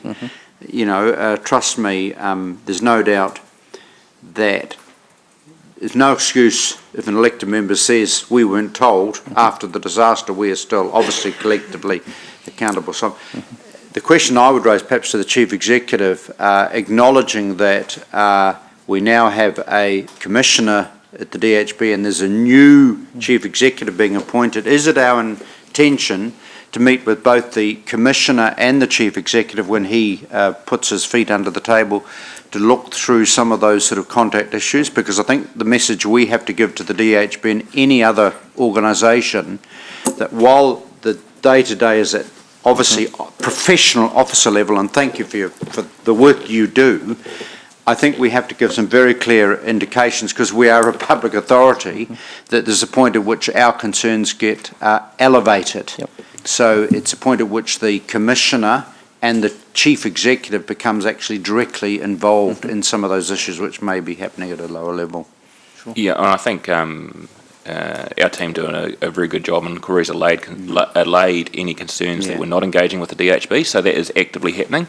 I think due to this media coverage, it will be right square in the focus of the Commissioner, and I intend to probably reach out and just reassure that relationship that there is the avenue to further pursue that conversation at this level as well. Because obviously it's legitimate that any council is going to be an advocate for the best deal for its people in terms of provision of public health services and also safety, not just on DHB's a lot of other places of public assembly. So what I'll be asking you, through the Chief Executive, just getting a bit of a feel as to what other outstanding areas, broadly speaking, we might have some concern about. It's not doing your job for you, but it is a point of actually exposing some, if there are risks out there, to the light of day, so that we, from an accountability point of view, as a governance team, have also respect our accountability. Just to make it absolutely clear, there's no indication from Corey that the staff that he is dealing with, the DHB, aren't taking it seriously. It's taken very seriously by the DHB staff. I've no doubt. What I'm alluding to is that other places of public assembly, the hospitality areas, just so we have a feel if there are other areas, other orange, amber warning signs in some of the other work we're doing around the compliance, that's all. I can confirm very briefly that the DHB is a customer, if you like, that we're dealing with most closely around this. We don't have any other big entities, if you like, or places of public assembly that have required such a level of engagement or investment in. Thank you. Councillor Gary. How deeply do we go into these organisations? I remember when I owned the gym, once a year, I think it was once a year, a chap would come and check our lifts to make sure they were working properly and warranted. But it was we just sat there and wait for them to turn up. I didn't, and the lifts were very rarely used, so I wasn't checking them every 5 minutes. Are we putting some responsibility on the DHB that they have a system whereby all of these things are checked regularly? So presumably that's fire hoses and things like that, but penetrations in walls would be difficult because you wouldn't know. Councillor Gary. I'm sorry for interrupting, but Corey did explain at the beginning exactly what the warrant of fitness is all about, but could you please go back over it again, because it's 101 that members understand. Absolutely. And the question you're asking is understanding how it works, who does it, who does the inspections, the paperwork that's provided, the different areas that are looked at. So very, very, very quickly. So we've got a building warrant of fitness that is the document, a single document that's issued annually. Behind that, there's what we call a compliance schedule, which is effectively a list of all the systems. Each system has a different level of inspection requirement on an annual basis. Fire alarm needs to be done every month. Those inspections on a monthly basis are carried out by a suitably qualified expert that is engaged by the building owner. The responsibility for the maintenance and inspection of the systems sits with the building owners, not with the territorial authority. Our role as a council is to ensure that the owner is carrying out the required inspections and checked as required under the Act, and simply gather the paperwork. It is not council's role to go out and carry out physical inspections to look for penetrations or so on. So the third party, so there's us, there's a building owner or operator, and there's a third party who used to be called a something. That's correct. So an independent qualified person reports back to us to say they've done. You can tick this box off. They report back to the owner. All owners in the space of a building warrant of fitness or compliance schedule items are sitting with the responsibility is sitting with the building owners, not with council. Council's sole the third party. The third party is engaged, paid for, and reports directly to the building owner, not to council. We have very little engagement with them unless we have concerns that they're not carrying out their functions or inspections adequately. Is that a kind of a weakness? Because the building owner has a vested interest in trying to keep his costs down, and I can put that off for another. No one's using the lift, so why bother fixing it up? Whereas the third party guy has no. Well, I don't think he has. I can't think of a. He's certainly got less of a vested interest than the building owner operator. So wouldn't he be the more reliable person to? So unfortunately it's legislated that way, so we take our role as a council very seriously to ensure that the building owners are engaging the correct people at the right times, hence the reason we do audits. Other councils, as I briefly mentioned, simply collect the paperwork or file the paperwork on an annual basis. We take an active approach and we inspect every high-risk building on an annual basis, and every low-risk, we've got two categories, every second year, to ensure that those checks are being carried out as required by legislation. That's what's given us a level of comfort that the Waikato DHB is taking a proactive approach. much. Okay. I guess sort of there's a backdrop of Warren Fitnesses, and cars, and there's some of the guys who issue them have turned out to be dodgy, and Yeah, it's good. Councillor Gary, we're not here to question the legislatively set up requirements. understand We've got to trust the system, or so. Yeah. Well, I don't think we need a briefing. You don't need a briefing. No, we've just had a briefing on it right here. So, I'm happy to talk I'll move that the reports be received. Is there a seconder, Councillor Dove? All those for? Any against? Carried unanimously. Okay, we'll stop for morning tea. We'll be back at 11:25. Sorry, 11:35.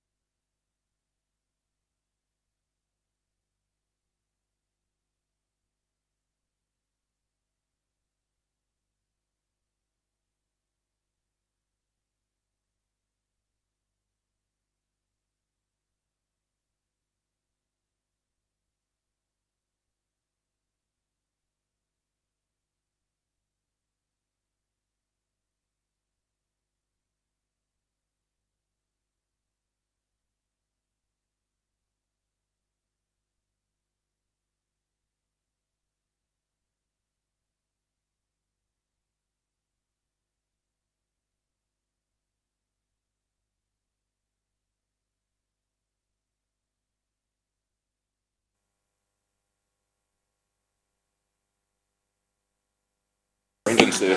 Okay, we'll get started. Andrew and Jason, would you like to come up to the front, please?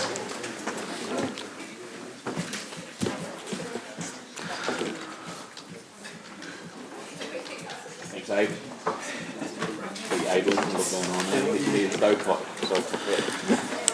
So, welcome Andrew Wilson from Regional Council, and I was going to say NZTA, but that was a few years ago. It was a few years ago. And Jason Harrison, thank you for your report. We'll take the report as read. Are there any questions?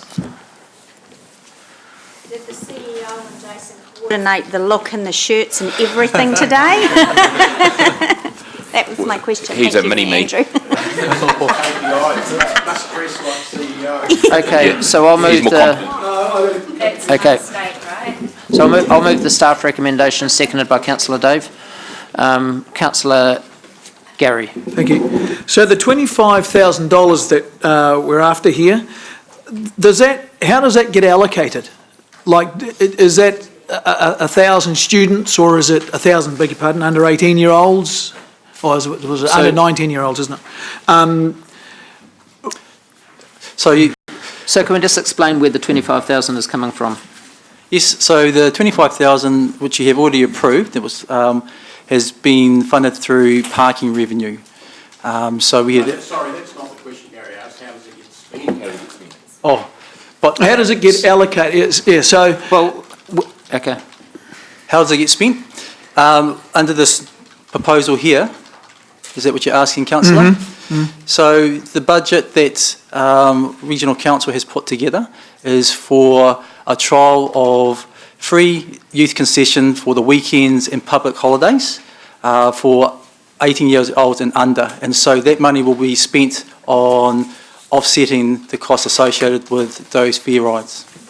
So we have so it's not like we'll have a record of every under 19-year-old. So 18 and under person on the buses, and then say, okay, that guy's being subsidised for the I don't know what the cost of a bus ticket is, but so say it's $8, or what is it? For a child or a youth, a child fare at the moment is about $1.70 within Hamilton. Okay, so once very roughly speaking, once 25,000 trips have been taken, that money's used up. Is that how we're addressing this? Yeah, so to answer the question, it's 25,000 each from Waikato Regional Council and Hamilton City Council, and what that covers is the fare revenue foregone. So we know that if we take away a fare and make it free on weekends, we've got a pretty good idea of how much revenue that will mean we're not going to collect, and effectively it just covers that. We would expect that reducing or making a fare free would induce demand that didn't exist before, and that comes at really no marginal cost to us. We're very confident that we've got enough capacity to accommodate that additional demand without incurring any additional costs, so we don't need to put on more drivers or buses to be able to accommodate that. So that 25,000 is just 25,000 covers fare revenue. So it's actually kind of a bulk funding rather than a per ride funding. Correct. It's not yeah. Okay, so at the end of the year, it's not like you'll be under or over. We've got $25,000 spent from Hamilton City Council, and a number of 18-year-olds and under have had free rides, and we're not trying to divide that to say we lost so much per ride or the subsidy was so much. Correct. Okay. Yes. Yeah. Okay, thank you. Councillor Paula. Thank you, Mayor Andrew. So a couple of questions. I think you just answered it, but I didn't quite understand. So the 25,000, where does it come from? What is it not being spent? Like our 25,000, the city, where is it coming from? We had allowed for it in our parking activity. So the revenue that generated from parking was some of that was to offset that 25,000. That was to be allocated originally for the business case, but now we're wanting to reallocate that for this trial. All right. Sorry, can I jump in here as the representative on the committee, because I'm not all that satisfied with the explanations are clear. We've already voted, this council, late last year, to put $25,000 towards a business case to provide free travel, potentially provide free bus travel for the 18 and unders. So that's already allocated. And budgeted, Councillor Dave. And budgeted, yeah. And as has the regional council, but that was predicated on getting NZTA enhanced FAR added on top of that. Given the problems with enhanced FAR, the regional council and ourselves and the Regional Passenger Transport Committee looked at how we might get that program kicked off, if you like, without having to rely on NZTA funding.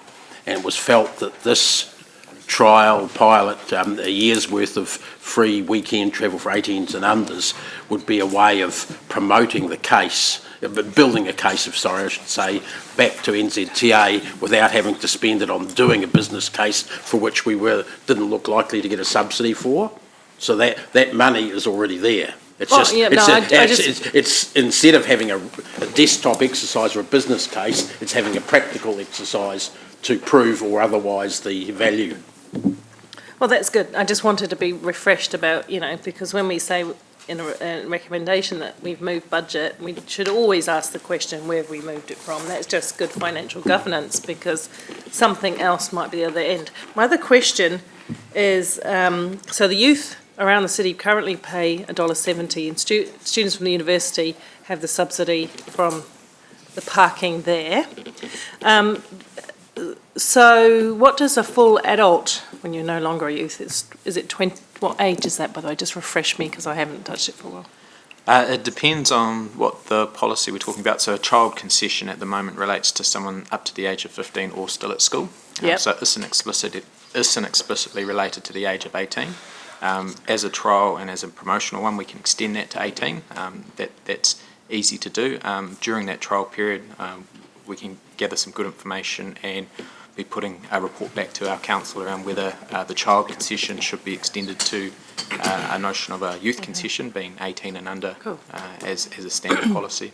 And I'm not saying this shouldn't, so don't slam me down, I'm not saying this shouldn't be the case. So what the person who will be paying to sit on a bus on Sunday or Saturday or Sunday is someone between the ages of 18 and 60. 60 they get concession, 65 they get the gold card, right? Yeah, so from the age of 19 onwards through to 65 is the age that the Super Gold card kicks in, yeah. But for this trial, those people between 18 and 65 would pay normal adult are not fare. subsidising the free rider, because that's already been provided for through the parking. Correct, right? yes. Is that it? Okay. And just, so that's good, thank you. And the phasing of this, you go from phase 1 to phase 2, which is reducing to the weekday lowest in New Zealand. What is the lowest? Do we know that at the moment? I don't have the number at hand, sorry. We don't know. So we don't know if it's $1 or whatever it is. Okay, and then we go to nothing at all. So what's the timeline attached to the phasing? Or are you just going to do this discrete weekend thing first, find out what you learn, find out if it makes any difference to moving young people into this mode of transport and those kind of things, and then you'll discuss when the appropriate time for phase 2 should occur? Is that how it's working? Yeah, I think that would be quite an accurate description of how it should. It will progress. There is no funding for phases beyond phase 1 at the moment. So then you'd have to do a cost-benefit ratio, analysis and that kind of thing to understand who's paying and who's subsidising who. Okay, thank you so much. Councillor Mark. Thank you, Mayor Andrew. G'day, Andrew. Mayor, yeah, right, get the idea. We're good. I couldn't find in the report how many youth or kids are using the buses at the moment in the weekends. Can you give us any indication? I should be able to give you that off the top of my head, but I don't have the numbers with me at the moment. So, but obviously the premise is that not many are. Is that right? Yeah, like relative to weekdays, the patronage, both adult and children, is a fraction of what occurs on a normal weekday. It's just different trip demands and patterns that play out. It's significantly less than what would occur on the weekday, but the exact numbers I don't have at hand. Sorry. Right. So it's fair to assume there are a lot of empty-ish buses cruising around at all hours of the weekend. There's also less services operating and less buses operating as well, but yes. Yeah. Right, but the idea isn't to put on more services over the weekend, is that right? It's just to fill up the ones that are going at the moment? Correct, yes. Okay. What are the hours of the weekend, technically? It varies by route and service a bit. So the higher frequency orbiter services, for example, about 7 a.m. through to about 9 p.m. And lesser on other routes as well, but does a weekend through to about 8 p.m. But for example, does a weekend start on a Friday night, which might have quite a bearing on it? Saturday, yeah. Saturday morning? Effectively Saturday morning. Just Saturday and Sunday, not Correct, Friday night. yeah. Okay. I'm just thinking, trying to play this out in my head. With my son, for example, fantastic, and we've already talked about it at home, thought what a great idea. He will be accompanied by an adult. Okay, so I would imagine most kids aren't going to travel by themselves, so this could be quite a rapid filling of these empty buses. Is that what you're anticipating? I think that's really the purpose of the trial, to see what happens. We're very confident that we're not going to run into capacity issues, Right. but very hopeful that it does increase patronage significantly as well. Yeah, and if you do get to full all of a sudden and it works better than we thought, would you be reporting back to us at how it's Absolutely. going? Okay, cool. And so you could sort of argue, so this is still technically a business case, as it were, but it's just practically rather than on paper. Okay. Absolutely, yeah. So the intent of the trial is to gain all those learnings that can be applied to the future phases. Okay, thank you. Thanks, guys. Councillor James. Thank you, Mayor Andrew. Just one question. How are we confirming the age of these the under 18-year-olds, or how do the drivers do that to make them eligible? Yeah, so from the beginning of July, students will just be able to present their ID as they currently do, and that'll capture the vast majority of everyone between the ages of 15 and 18. Generally under 15, it's very obvious that you're a youth, and generally they just get on now without having to present an ID. And we're also setting up processes to be able to issue a youth ID for anybody that may be older than between 15 and 18 that don't readily have a student ID or other forms, so we'll have that up and running in July as well. But it's conceivable that a student, an ex-student that's now 19 could still have his student ID. The driver's not going to check out the date of birth or anything, are they?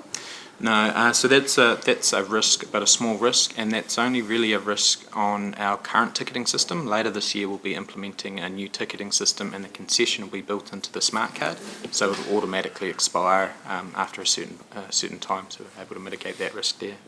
Okay, thank you. Councillor Gary. Thank you. I assume one of the reasons why you're doing it for weekends is that we have reasonably consistent, predictable traffic during the week, because people, particularly kids, are generally going to school or university, or just university if they're 18, be a smart kid. But on the weekends, it's way less predictable where kids are going to be going. There's not masses of kids going to the same places. So is that the risk? That's what we're trying to see, because obviously kids will be going to different places, different sports grounds, but it's nowhere near like the volume that go to Boys High okay, all right. And thank you. And secondly, on page 23, there's this really great picture of how much space a walker and a bus and things like that. So are you saying that a bus, so the second one, what I'm looking at? So there's a pedestrian, then there's a bus, then there's a train. I think that's a train. So you saying that there's 3 square metres of space required per person in a bus when it's not moving? In effect, yes, yeah. And that would be a full bus, would it? That would be based on Because a lot of buses are not full. Correct, yes. So if there was one person on there, that 3 square metres would be miles wrong, wouldn't it? Well, actually can't be miles wrong, it's a number of metres wrong. Yeah, context is everything, absolutely. And when it's moving, what's the 4 square metres? Is that the size of the bus? No, so this is looking at average space required per person by mode. So, for example, using the car, travelling at 100 k's, by the time you factor in spaces, safe travelling distance between cars, the space requirement for a car is a lot larger. Even a half full bus, the space requirement, you can move a lot more people per area of road space by different modes. Really, the diagram's just attempting to articulate that. But of course, context is everything. So, one person on a bus. Yeah. And so this is predicated on the buses being a lot fuller than what they are. There's an awful lot of buses that travel around with just a driver. There is also when the Most of the network buses I generally is at its peak in terms of and congestion and travel times are under most pressure. That's also the time that a lot of our buses are full as well, where space is a premium. So I think that's pointing to that logic, potentially the phase 2 and 3 of this approach, where we start looking at broader traffic and network benefits that are possible through a scheme like this. So the car travelling at 50 kilometres an hour needs 145 square metres of space to do that space safely. Yes. So 100 metres track, this is more than that squared. That's just wrong. There's no way in the world it takes 145 metres for a car travelling at 50 kilometres an hour to stop. Yeah, so I guess context is everything. So it's picking up safe following distance. It's picking up road berm. So 150 square metres. In all reality, we don't have. Mr. Chair? Yes. Is this relevant to the issue that we're debating, the recommendation? We're talking technical issues about how much lane space different modes travel. To be honest, I don't even know why it's in the report, but that's not relevant to the motion. I mean, if I was in Gary's shoes and being a sceptic, I'd be asking about all the details that are in here, but the motion doesn't talk about that. Are we addressing the report or not? Clearly, the report is written to try and... Gary, it is in the report. Yep. But I think it's a subject that you can take offline because it doesn't have any relevance to the outcome of what we're voting on today. But I do... Well, it's clearly propaganda to try and get someone to support this, and it needs to be tested. Okay, so you've made your position clear. No, I haven't got an answer. No, but you've made your position clear already. No, it's not. I'm not trying to get a position. I'm trying to get an answer. Gary, with what you've just said, with your own statement saying this is clearly propaganda, you've already made up your mind where you stand on it, so that's fine. But that needs to be exposed. There's a lot more than this than just... Gary, you just have done that, so can we move on to another line of questioning, please? Well, I'm sorry, but I haven't had an answer about, is it realistic that a car travelling at 50 kilometres an hour needs 145 metres of space all around it to slow down, to stop? Square metres, yes. Through the chair, I can suggest that the facts and figures that were put into this was developed with via an expert transport consultancy. We're happy to share that information. Yeah. So if you could... How much do you pay your experts? If you could email that report to Gary when you get back to the office, please. Take that action. I mean, that's just fundamentally wrong. Any other questions, Gary? I guess why do we let stuff like this get into our reports? Okay, so we'll go to debate. Councillor Dove? Sorry? We're in debate. Councillor Paula? I am going to speak in support of the motion for the weekend trial in particular. I'm really happy to understand whether the mechanism of a free bus fare from going down from $1.70 to nothing effectively on a weekend, which is not a big amount of money, does bring our young people onto the buses for their movement around the city in the weekends.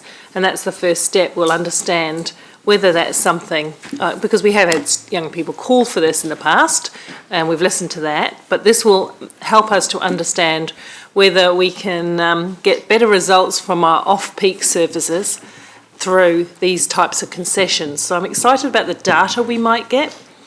won't come as any surprise to you, because I've been around this trap before, that I still retain a few concerns about probably the later phases, especially going to potentially all youth free on our buses, because that leaves just those between the ages of 18 and the gold card age at 65 paying for the bus service. So that might be a bigger challenge.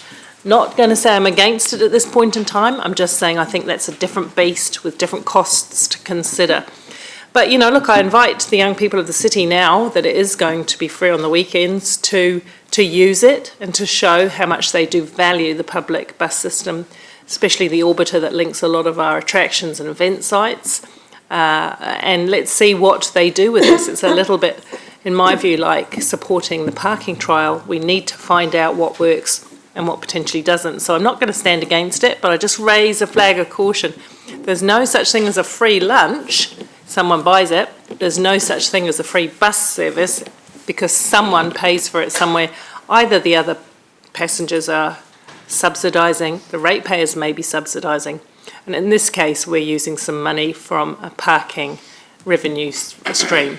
So, you know, we just need to be honest about that. And last time it was proposed, I know you might speak against me, Councillor McPherson, but last time I just had issues with the word free being bandied around, but that we were talking about free services every day then. This I'm much more comfortable with. Let's see what we find out. Thank you. Councillor Dove.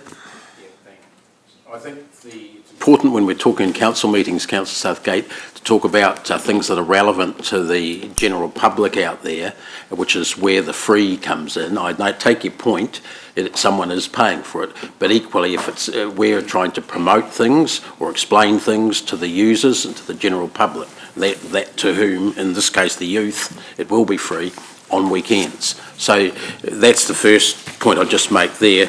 Secondly, I wish we'd been able to have this debate, no one's fault, a little bit earlier, because I think this would be an important discussion for the young people who spoke to us to hear, that we're trying to, the big thing about this that I'm keen on is that we're trying to ensure that there are genuine alternative options to young people having to buy a car to get everywhere they want to go. This provides, it's dipping the toe in because it's only weekends, but it's cash affordable in terms of both councils' budgets at the moment. It's a way of trying to see if little Johnny can be sent by mum to go to the zoo on the bus at no cost to the family for the day with their friends and get used to using the bus, so when it comes to them leaving home they think, well, maybe I can keep using the bus because it goes everywhere, pretty much everywhere I need to, and occasionally I'll hire a Lime scooter if I can't walk, or it's, you know, the bus doesn't go on that route or something like that.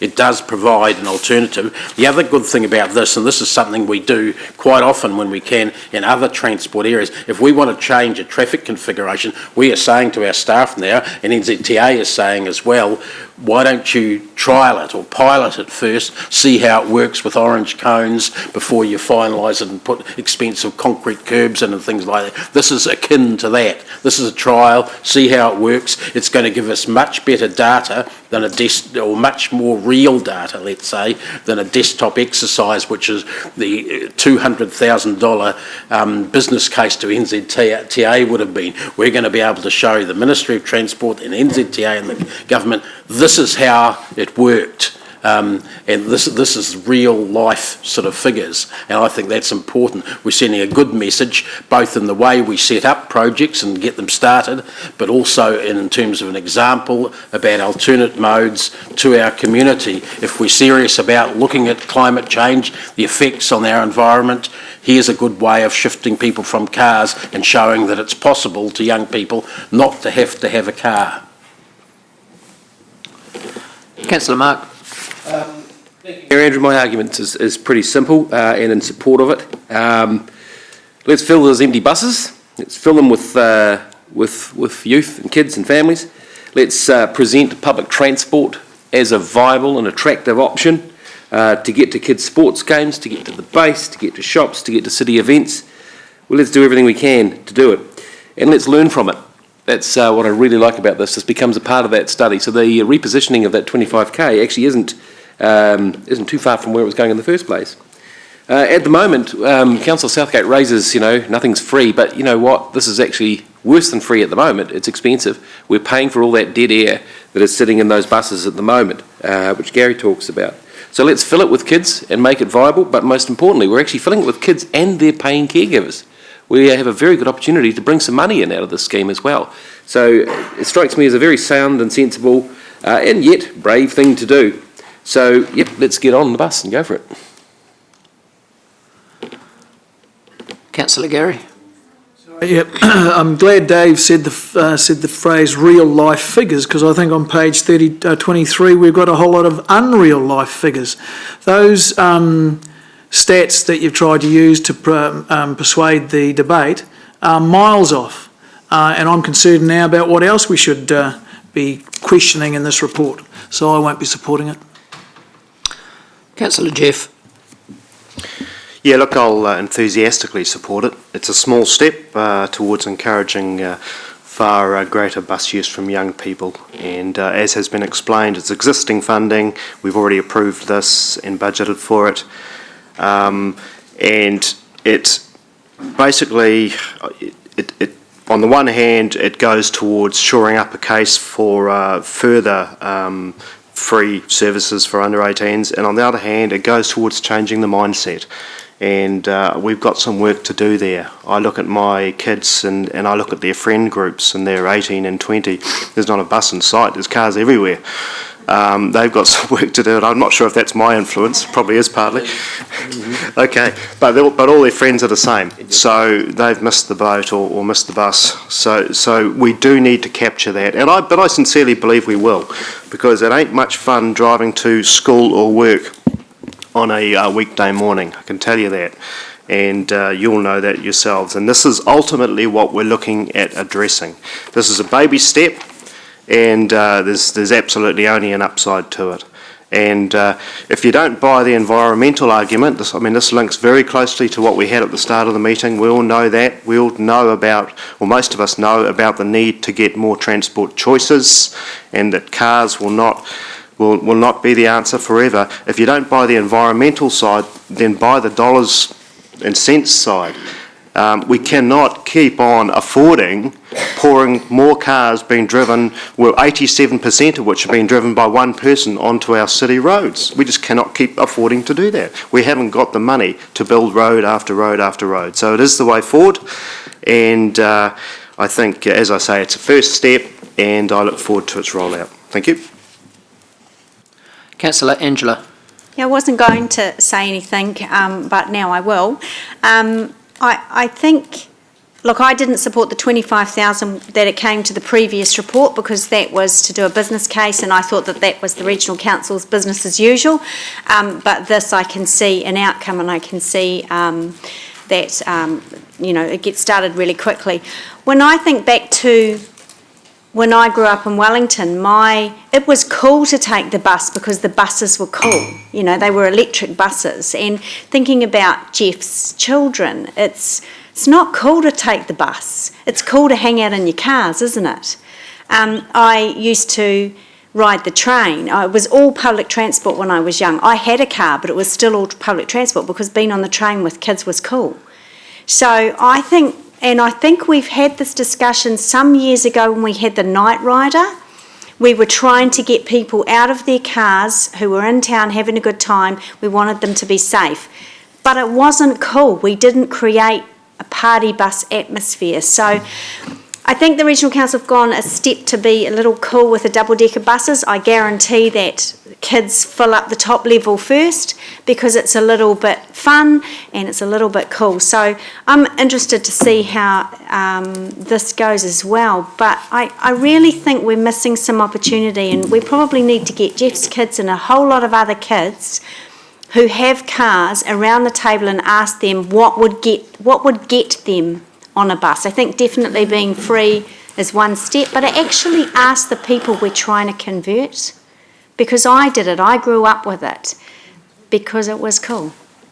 Then you became a politician. And then, and now I drive a boring car. Deputy Mayor. I think obviously we're constantly monitoring other jurisdictions, other countries where, and if we're trying to make it easier for younger people, then that may actually also attract lifetime patronage. So there's a whole psychology, and it doesn't mean that people don't own a vehicle to go to town or for various purposes, but it still should not preclude, using the public transport network, because and I like the word, because it's cool and it's efficient, and it certainly relates obviously to a previous item we had under the chairperson's report around climate change and good transport systems, and I would obviously see this as the first beginning, but really, really wanting to, and thank you for Dave and the rest of you who circulate articles, what's happening in Luxembourg, Copenhagen, some of the sort of cutting edge role models, interesting to see other good examples in Australasia, but I see this as obviously a very good beginning, and I think the reward of this could very well be to encourage lifetime habits around using public transport. So this council in this city will be the first ones in New Zealand to do this, and I think we can be very proud of that. I also want to remind members that a month later, our disabled community will also get to ride the buses anytime, anywhere in the Waikato at no charge to them. I get a lot of people talking to me about the frustration they have of seeing empty buses driving around. Well, let's fill them up. Let's take cars off our road. Let's look after our environment. Let's make buses free.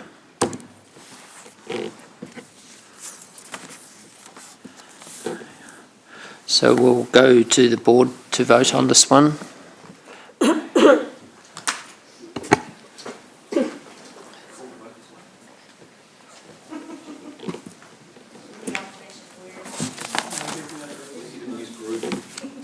Councillor Bunting, can you vote? Mark.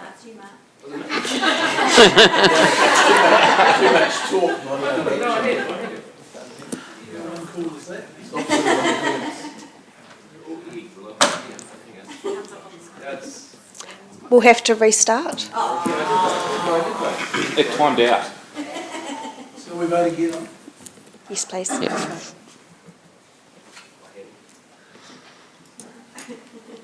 The motion is carried, 11-4, 1 against.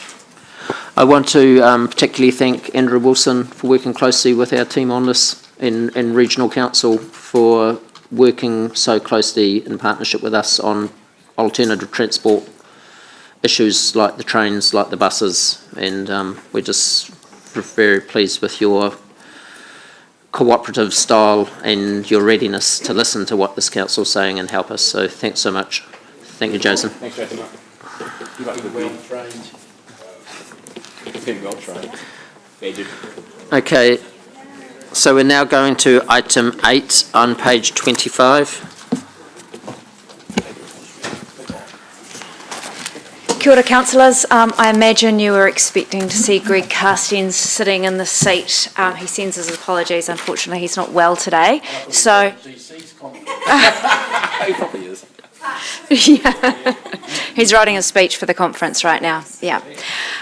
So today, this is the final step in nearly a 6-month process of developing this policy and briefing you and having decisions made and consulting on it. The report really crystallises the decisions to date and is now here for your adoption. So the recommendation today is that the Council approves the proposed policy. I note that there were a number of questions asked during this process, both from you and also from developers, and that these are set to be addressed at a briefing in August and then a report to Council in September. So happy to take the report as read from there and answer any questions. Okay, moved by myself, seconded by Councillor Deputy Mayor, and we'll go straight to the board to vote on this one. Can we set the board, please? Yeah. I'll be voting against this because You want to debate? Yep, go ahead. I'm voting against this because I think that we need to revoke the CBD development Do we have speeches while voting's underway? To be fair, I'm going to let him speak. I did move reasonably quickly there. Go ahead, Gary. because this is another situation where we have decided to push the cost of a benefit off the person who benefits from the cost onto the ratepayers. So this is a situation where we could legitimately reduce rates going forward, well, reduce the increase in rates going forward, but we're deciding not to do that and favouring the people who are doing developments in the CBD. So I'll be voting against this. Councillor Dave. In principle, I agree with what Gary said, but the problem is you have to bring the affected public along with you in order to achieve change in that direction. So to get a perfect user pays system here, or developer pays in this case, we can't jump or leap straight from one position to another. We've discovered the pushback is too strong. It causes too many other problems, political problems in the community, and that's not nothing to do with elections coming up. It makes people scared of making change if we do it all in one big step. So this is part of a step change. So, we've talked about that, and I think as long as we're heading in the right direction, we're okay there. If we jump so far that we frightened the horses, the developers did clear off from the city to a greater extent than we envisage, then we're going to be left with stranded overheads that the ratepayers will have to pick up anyway.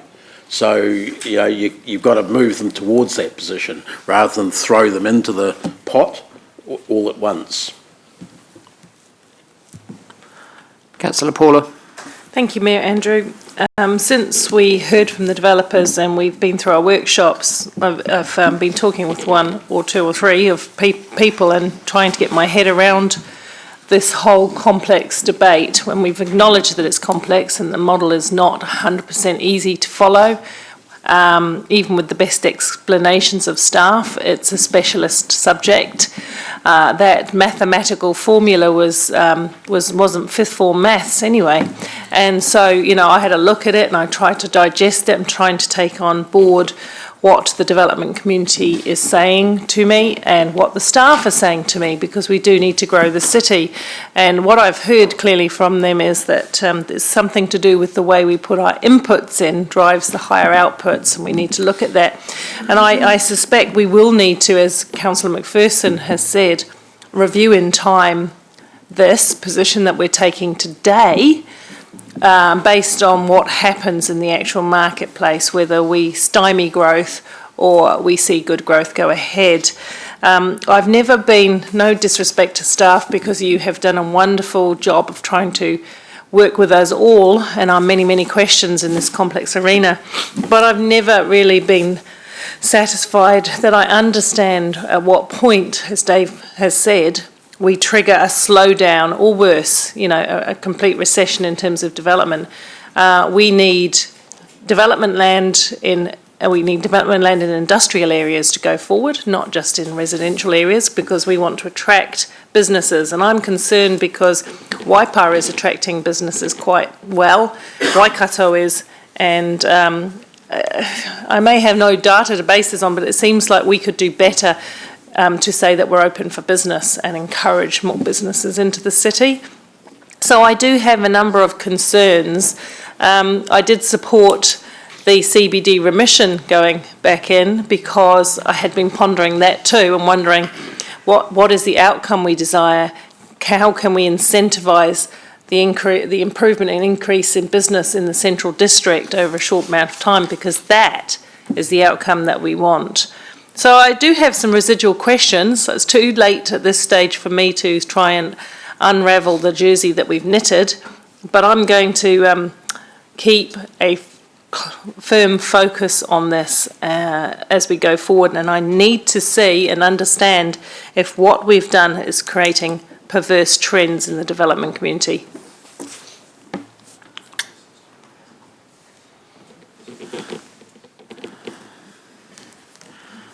Okay. When it comes to DCs, as important that growth pays for growth, and that's where we've largely gone with this policy.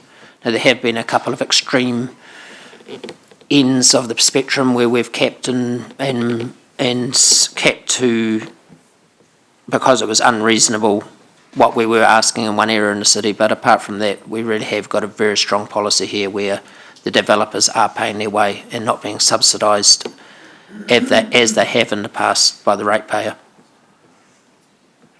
I'm also very comfortable that when factories come to the Waikato and they choose to set up in one of our neighbours' districts, that our city prospers from that, regardless of whether it's on one side of the boundary or the other. When our neighbours prosper, we prosper. Holding hands, we together will prosper as a region. We'll go to the board to vote.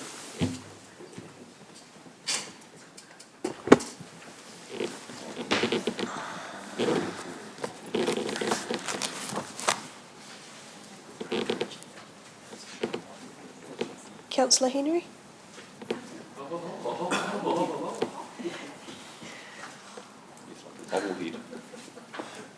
The motion is declared carried, 9 for, 3 against.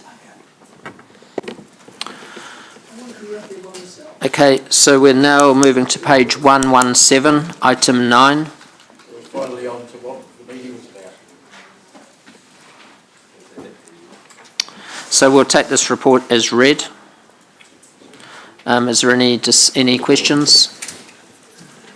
Any debate? Okay, Councillor Paula. Happy to accept the annual plan. Just wanted to make a comment which I made early on when we made the decision about public notification of some things. I'm a huge fan of always talking with the community as best we can around these things. And I held that view last time that it should be, some of these things are changes and are significant from a public perspective, not from a significance policy perspective, from a public perspective. But I'm not going to play silly on this. I'm going to adopt the annual plan. It's been through rigour. I've agreed with some elements. I've disagreed with other elements. But yeah, I think we could have had some more robust conversations with our communities. So just to confirm, that was moved by myself, seconded by the Deputy Mayor. Councillor Gary. Thank you. Just to put some context around this, the annual plan, this year's annual plan, year ended 2019, our rates are $179.7 million. A 3.8% increase on that to existing ratepayers is about $6.8 million. We could, if we chose to, and these things I've raised a number of times and been defeated on a number of times, we could, if we're trying to get $6.8 million of rates in, we could do that by revoking the free CBD parking cost, which would give us about $2 million, close the eyesight. Point of order. Just totally incorrect. It's baked into the LTP at between 1 million and 1.5 million a year. Nothing has changed. Continue. Sorry, those are the figures that I calculated at a meeting from staff, information.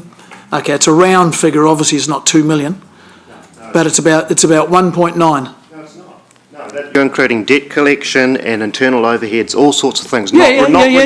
That's for all the whole parking activity, not 2 hours free. Councillor Jeff, Councillor Gary, continue please. Thank you. Eyesight loses about $500,000 to $600,000 a year. The CBD library, which loses about between $6 and $7 million a year, which now appears to be turning into an internet cafe. I'm not too sure if that's what was intended when we built that library. Those things would easily allow us to do a zero rate increase. Now, you can argue about whether those things are the right way to go, but if you are actually interested in ensuring that ratepayers get good value for their money, rather than poor value for their money. Those are 3 or 4 items which could be eliminated. You could reduce the rates increase to 0. In fact, you'd probably get close to getting a negative rates increase. But I understand that those things have, the chance to do that has passed, or have to get a 5 votes to do it, 5 signatures to do it. So I won't be supporting the... Was that applause? I won't be supporting this because I don't think we've tried hard enough to, on behalf of the ratepayers, to keep our spending under control, whereby we could reduce our rates increases. Thank you. Go to the board to vote.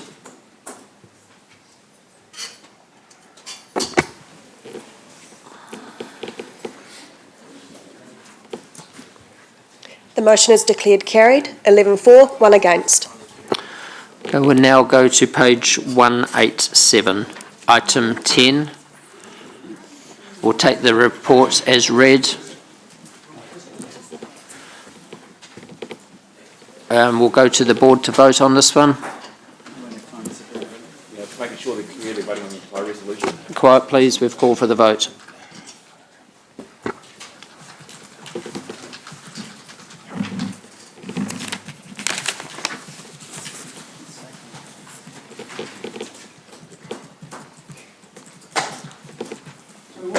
Councillor Mallett and Bunting, have you voted?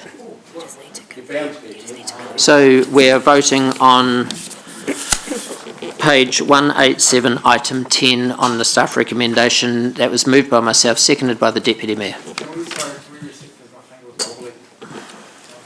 We'll reset the board. Thank you.